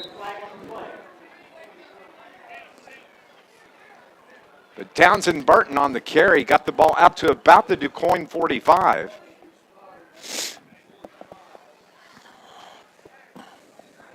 First and 10 at the 47. We're going to go on and take a break. 9:35 remaining. Carterville has that 6-point lead, 20-14. We'll be back.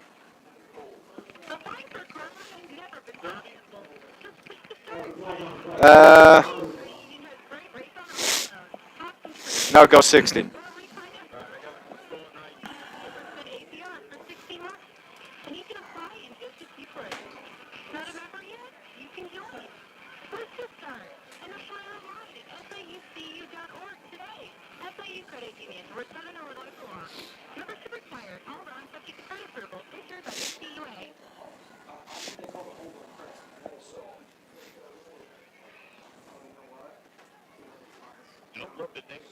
The International Brotherhood of Electrical Workers, Local 702, represents more than electricians.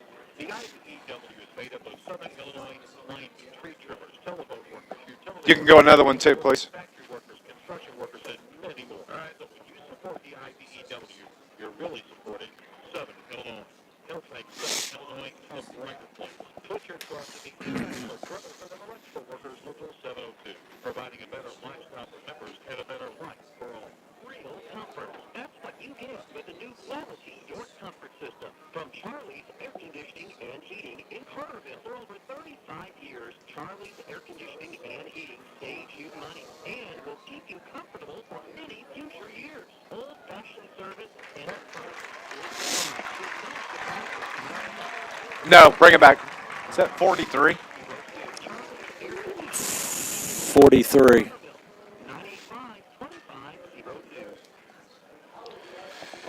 The injured player for the Indians is being helped to the sideline, number 43, Aaron Dorsey.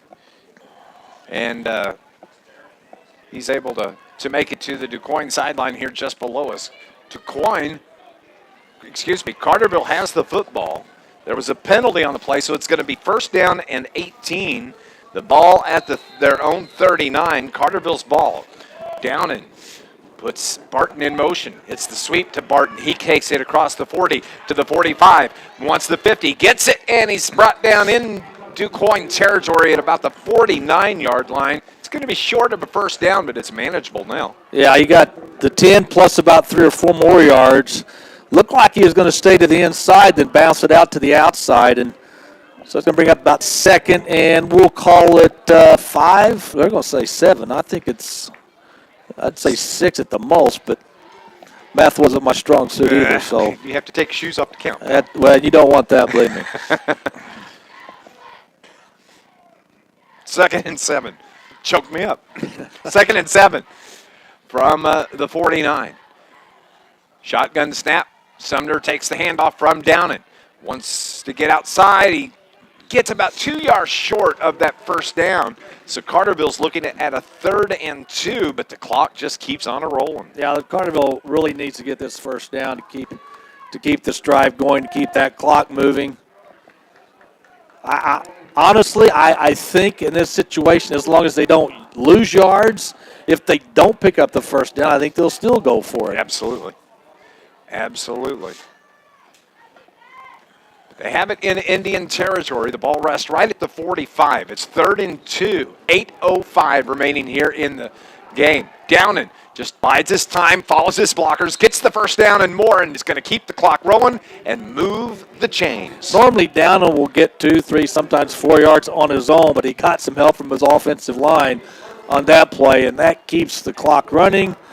And Carterville with the ball still. Well, ideally, any team in the running game, they want to get 3.3 yards per carry.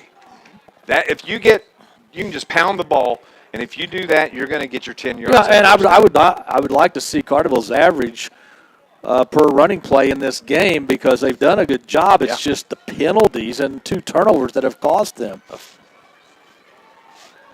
2 fumbles. Bryce Anderson with one, Sumner with the other. Downing's going to keep it again, and he's spun down after he falls forward, a gain of about 3, maybe 4 now. 2nd and 6 for the Lions. And I think it was a smart play by Downing because I think if he gives the ball to Sumner, he's probably going to get taken down behind the line of scrimmage. I think you may be right.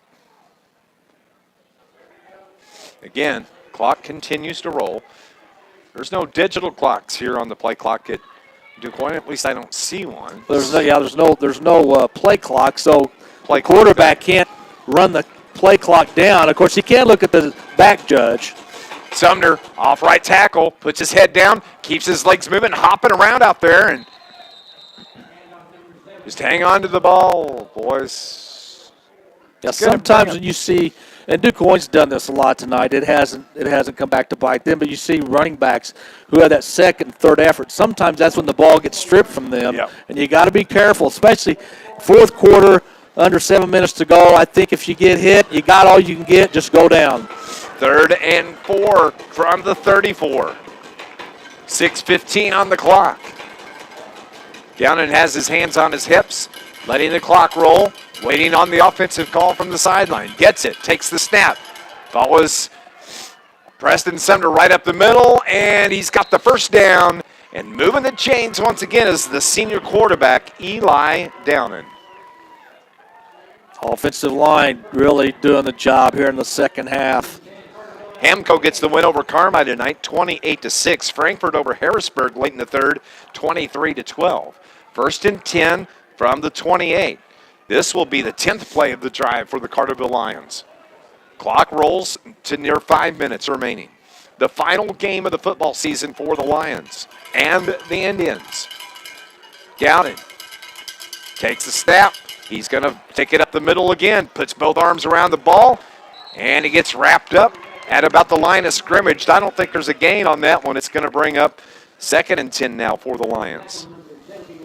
Downan's doing the right thing, though. He's cradling that football like it's gold. The clock to our right keeps moving. Don't forget Sports Voice tomorrow morning. Scott and Murph will name the 103.5 ESPN CILFM High School Team of the Week and Team of the Year, maybe? Yes, I forgot about that. We'll let you do that. Pass to the outside. First down for the Carterville Lions. Oh, now we got flags. Coming in is pushing and shoving one of the Carterville players. It might have been Barton on the sideline, I think may have gone down. Yeah, there he is coming back on the field, and he's not a happy camper. Clock is stopped with 4:49. It was a first down run, though. I think this might be offsetting, but probably a high percentage pass to the outside to Barton, get him an open space. He's been the go-to guy tonight, kind of like in basketball. You keep feeding the guy that's scoring. Barton's been the guy you need to feed tonight because everything he's touched has turned into positive yards. Official comes to middle of the field to make the call. It's going to be on Sportsmanlike on DuQuoin. Oh, okay. Big.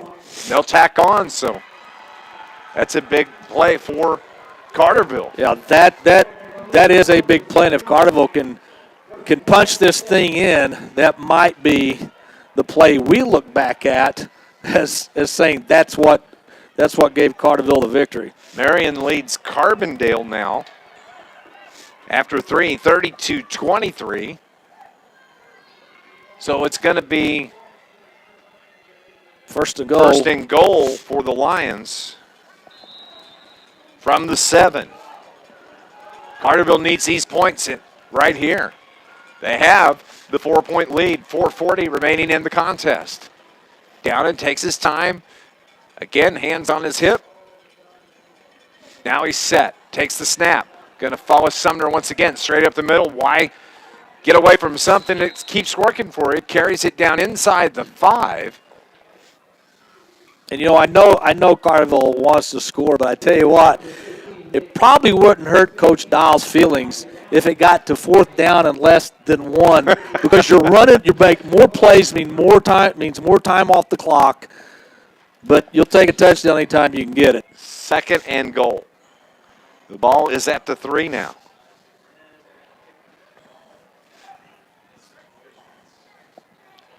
Baseball season for a lot of these guys. A lot of these guys played baseball last weekend. Yeah. Bryce Anderson. And Carterville has a baseball game tomorrow. Hey, baseball tomorrow at DuQuoin. It's Eli down and puts his head down. Touchdown for the Carterville Lions at the 3:42 mark. Eli gets the touchdown on the 3-yard keeper. Well, I think Carterville's offensive line has been a big difference in the second half for Carterville. They've just been they've owned the offensive line, or I'm sorry, they've owned the line of scrimmage, and they've just opened up holes for whether it be Sumner, Barton, Downen, whoever's been running the ball. They've done a really good job. Carterville going for the 2-point conversion. Downen, he's going to keep it once again, puts his head down, and the conversion is good. So now it's 28-14.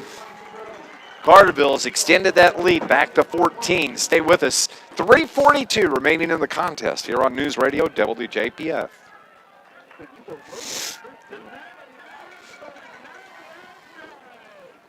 Yes, it was. No.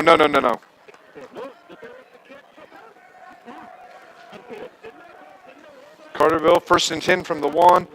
No, DuQuoin got the ball back. Sumner fumbled. Yeah, Sumner fumbled.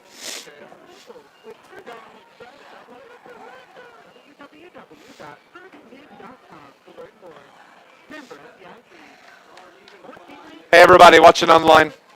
Thanks for putting up with our nonsense. Appreciate you watching.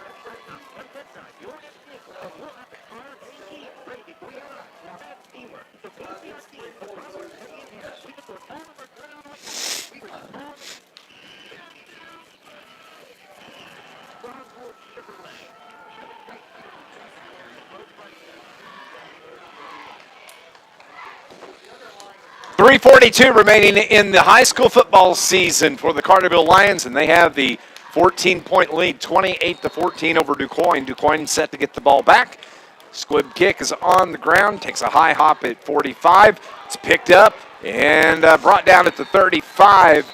On the return for the Indians, I believe that was number 67, Trey Horn on the return. And Blake Berkey, the sophomore, made a real nice open field tackle. Now with 3:38 to go and DuQuoin down by 14, you can't totally forget about the running game if you're Carterville's defense, but now you pretty much know what's coming. DuQuoin's going to have to throw the ball because there's just not a lot of time left to have those long-consuming drives on the ground. Carterville's defensive line, this is when they usually step up when it's a passing situation. They wing it out to the far side. It's on the turf. That may be a lateral. It's on the turf, but they're going to say it's incomplete. As Ben Cordes was right there. The ball hit the receiver's feet, and I believe that may have been Bowman that was the intended receiver.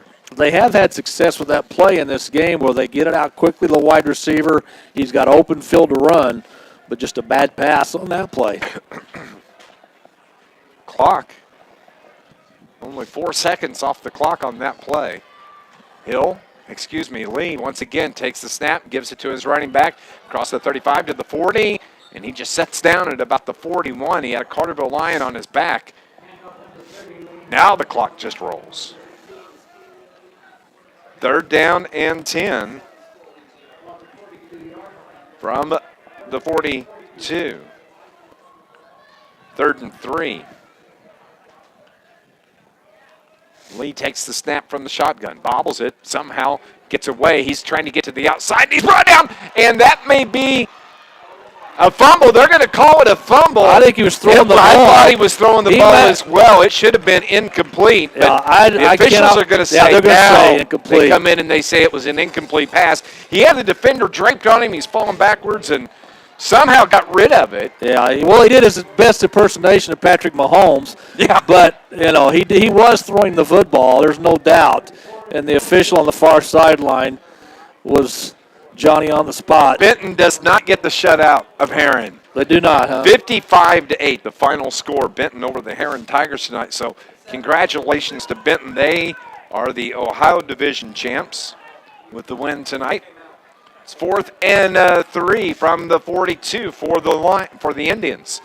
Snap, looks to throw. It's caught, 1st down, and out of bounds, and stops the clock on the reception for DuQuoin. Owen Bradley is there. So 1st and 10 for the Indians with the clock stopped just under 3 to play. Carterville will give up those 4, 5, 6 yard plays right now. They just don't want a quick strike. A quick strike by the Indians. We're going to have our Advanced Surgical Technologies post-game report coming up. We'll name our Joe's Lawn Care and Snow Removal star of the game and wrap up this high school football season for 2020. Deep throw down the left side. Oh, Peyton Biddle, the defender, lost his footing. He could have maybe picked that off. And fortunately for the Lions, it falls incomplete.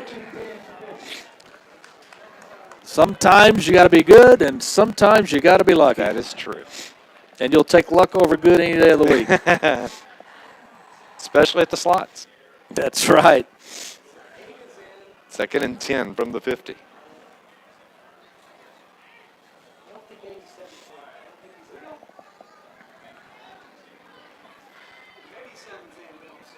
(28-14), Carterville on top of Quoin here at Van Meter Field.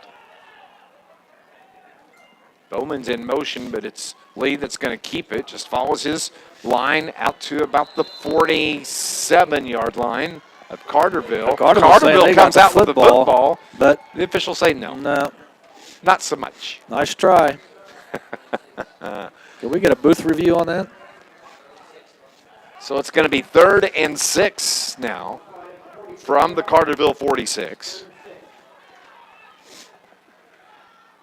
Lee puts his running back in motion, takes a snap, going to keep it straight up the gut. Dropped at the 44-yard line.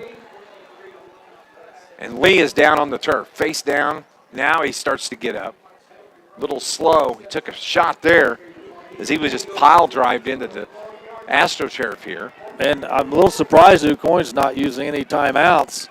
Under 2 to play, 4th and 4 from the 44 of Carterville.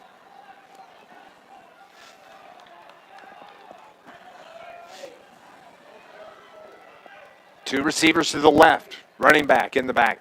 It's the give to the running back. That is Bowman. Pushed out of bounds. First down for the Indians is going to keep the drive alive, and Bowman's cramped up. Yeah, here out of bounds. He's trying to stretch it out, and so the trainers have come over to work on him. First down carry for Bowman. Lane Bowman, the 5'10 senior running back. It's 1st and 10 from the 37. The clock stopped. We'll also talk to head coach Brett Dial coming up on our post-game report. Minute 39 on the clock. Lee looks to the sideline. Gets the play call from Coach Derek Beard of Quoin.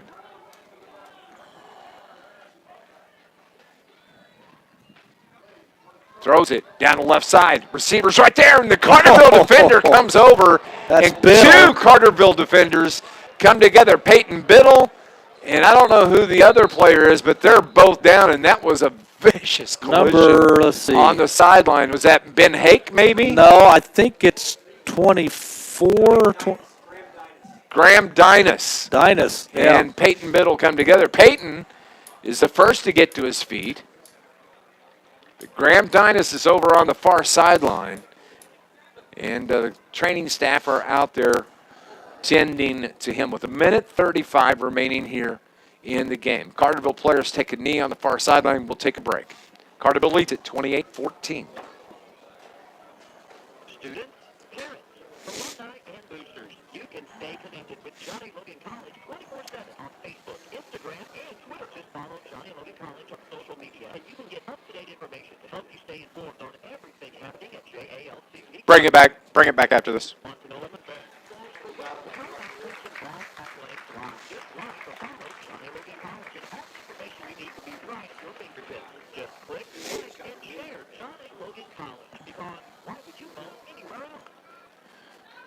Graham Dinas, the injured Carterville Lion, over on the far sideline after the collision with Peyton Biddle, is on his feet and is going to the bench. Carterville now facing the Indians have a 2nd and 10. They have the ball at the Carterville 37. Great defensive play over there by the two defensive backs for the Lions. It's 2nd and 10 from the 37. Lee looks to throw, throws it across the middle. That one is incomplete over the head of his intended receiver. And now 3rd down and 10 with 91 seconds remaining in the game. The last play before this, was that what you call friendly fire? Might have, yeah, it may have been. That's exactly what it was. Man. 1st and 10 from 37. CZR a 24-20 lead over Chester with 9 minutes remaining in the fourth quarter.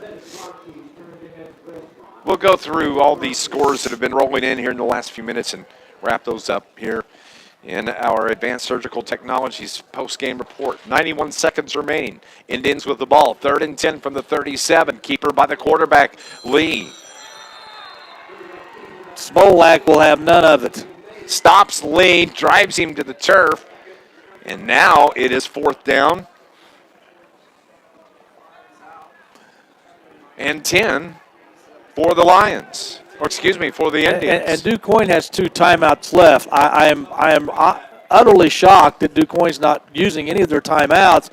It's almost like they're waving the white flag. I mean, use your timeouts. Take a shot at the end zone. Then maybe if you score, you get an onside kick. I mean, I am just really surprised by this strategy. Lack of urgency. Yeah, 4th and 9 now. 45 seconds remaining. Lee takes a snap. Runs to his left, wants to throw, tells his receiver to take off, just lobs it up, and it is! I want to say out of bounds. Biddle was there, but he caught it out of bounds. Yeah, out of bounds, and it stops the clock with 37 seconds, and Carterville can take a knee as they're going to get the ball back on the change of possession.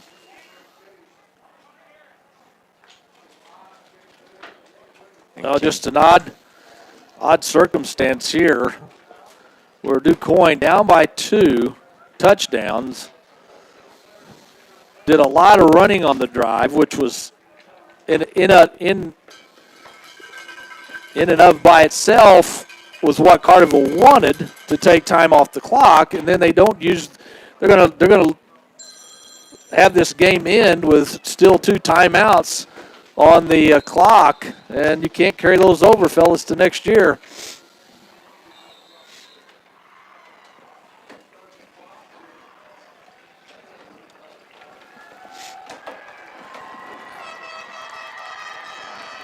And that is going to be the last play of the game. It's down and takes a knee, and he's getting a big old hug out on the field. Yes, he is. And there's some emotion going on out on the field right now. 28-14, and let's talk about Eli Downen and this class of seniors. What an unbelievable group they are.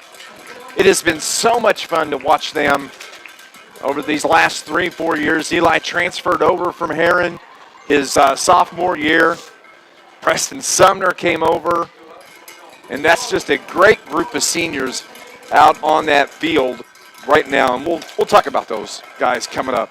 Carterville wins it. They wrap up the season with a 4-1 record after the 28-14 win over the DuQuoin Indians here at Van Meter Field. Stay with us. Our Advanced Surgical Technologies postgame report is next on News Radio WJPF.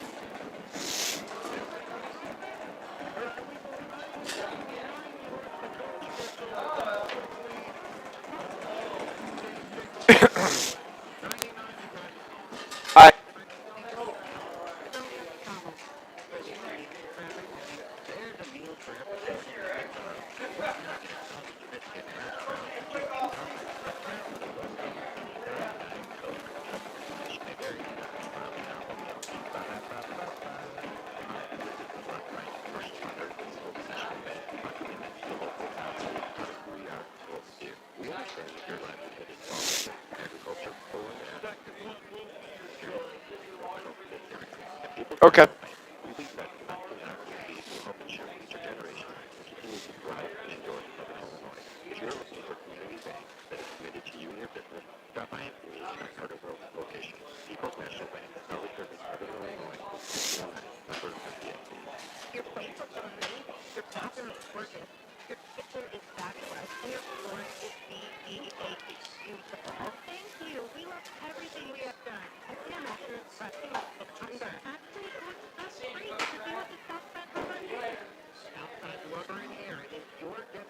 For every home improvement project, from complete remodels to DIY, Southside has your solution. Start your planning now and go to SouthsideLumber.com. Football season is over for the Carterville Lions. They ended on a winning note as they win tonight over Quoin 28-14. They finished the season now 4-1 on the year. Scott Hudson. Yeah, it was a good abbreviated season for Carterville. A great game against Nashville. They just didn't have enough gas in the second half against a very, very good Nashville Hornets team. But this team really played well all year. Tonight, it wasn't a perfect game, but they found a way to win. And that's what good teams do. When you're not playing your best, when you're struggling, you find a way to win. And I thought in the second half, take away the turnover by Sumner, I thought Carterville's offensive line did a very, very good job of allowing Downen and Sumner and others to run the ball and run clock. Absolutely. Carterville gets the win. And here in the final game of the season, 4-1. Quoin 0-4 on the season. But you know what? Yeah, as far as Quoin, you got to kind of throw that out. They've had to deal with COVID. They only had 2 days worth of practice. But Carterville, I mean, you got to give them credit. They were right in the game. Carterville put them away late. And big win. The season is done for the Lions. They wind up 4-1 on the season. Carterville scoring in the second half, it was Eli to Bryce Anderson, 23-yard touchdown pass. That was at the 9:50 mark, and that made it 20-6. And then it was Hill and teaming up with Hudgens from Quoin at the 9:53 of the fourth, a 15-yard touchdown pass. A two-point conversion was good, and Quoin pulled to within 14. But then it was Carterville putting them away. Eli, the big 3-yard run with 3:42 remaining in the game. The two-point conversion was good, and Carterville wins it 28-14. That was the final score here at Van Meter Field. Coach Brett Dial is talking to his team out on the field right now. Stay with us when we come back. Scott and I are going to name our Joe's Lawn Care and Snow Removal star of the game here on your Advanced Surgical Technologies postgame report on News Radio WJPF.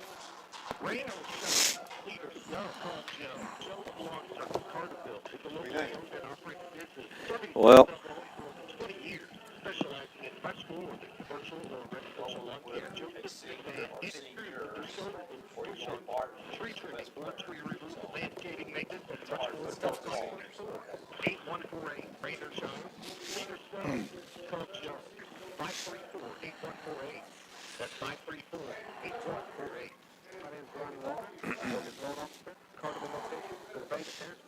Customers mean to me more than just a closing, more than just an application. It is a relationship.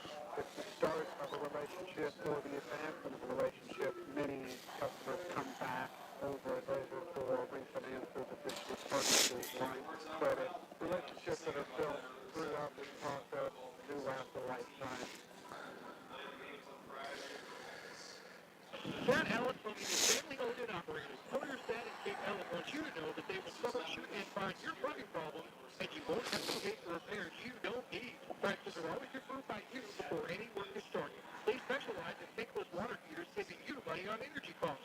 There are only 1 or 2 companies in Illinois that perform trenchless repairs on water and sewer lines, saving time and money. Call 985-2021 or find them at dadellenplumbing.com. Dad Allen Plumbing, your local plumbing expert. 28-14, the final score here from Van Meter Field in Quoin. Carterville beats the Quoin Indians here to push their record to 4-1 on the season. We need to name our Joe's Lawn Care and Snow Removal star of the game, Scott Hudson. Well, there's several players you could look at in this game. One being Townsend Barton, the junior, had an outstanding game on both sides of the ball. You talk about you always hear coach talk about hustle plays. He made one tonight where he ran from about the 50-yard line at an angle and cut and knocked a Quoin receiver out of bounds at about the 5. Just an impressive play. You can look at the offensive line, and we've talked about the offensive line. 4 of those offensive linemen are sophomores. They'll be back next year. But I think tonight, because of the crazy season we've had, and, just the way this thing has gone on, and you always talk about, senior leadership. So I think in this game tonight, the seniors on this Carterville Lions football team, they're going to be our stars of the game because they deserve a lot of the credit for not only helping the Lions get to this 4-1 record, but to make sure that the underclassmen did the work in June all the way up to when this season finally started in 2021. So hats off to the seniors for a job well done. Ben Hake, Preston Sumner, Matt Wallace, Bryce Anderson, Hendrick DeWick, Nick Dawson, also Graham Dinas, Josh Levins, Jackson Allen, Trevor Stewart. We're also talking about Ian DeWitt, Henry Jackson, Luke Smolak, and Lance Thomas, and, of course, the captain, Eli Downen. Fantastic high school football career for those seniors. Our Joe's Lawn Care and Snow Removal stars of the game. Rain or shine, sleet or snow, call Joe, owned by Joe and Lindsay McCann at Carterville. Joe's specializes in residential lawn care, landscape maintenance, tree trimming, and snow removal. A customer-oriented business that will not rush in and rush out. 618-534-8148. Rain or shine, sleet or snow, call Joe. The senior class of this Carterville Lions football team, this Joe's Lawn Care and Snow Removal star of the game. We're going to go on and take one more break and see if Coach makes his way up here. If not, we'll wrap it up. Lions win it tonight, 28-14 to wrap up the season here on News Radio WJPF.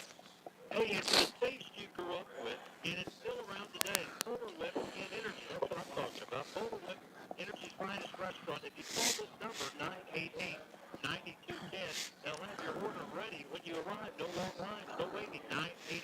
988-9210.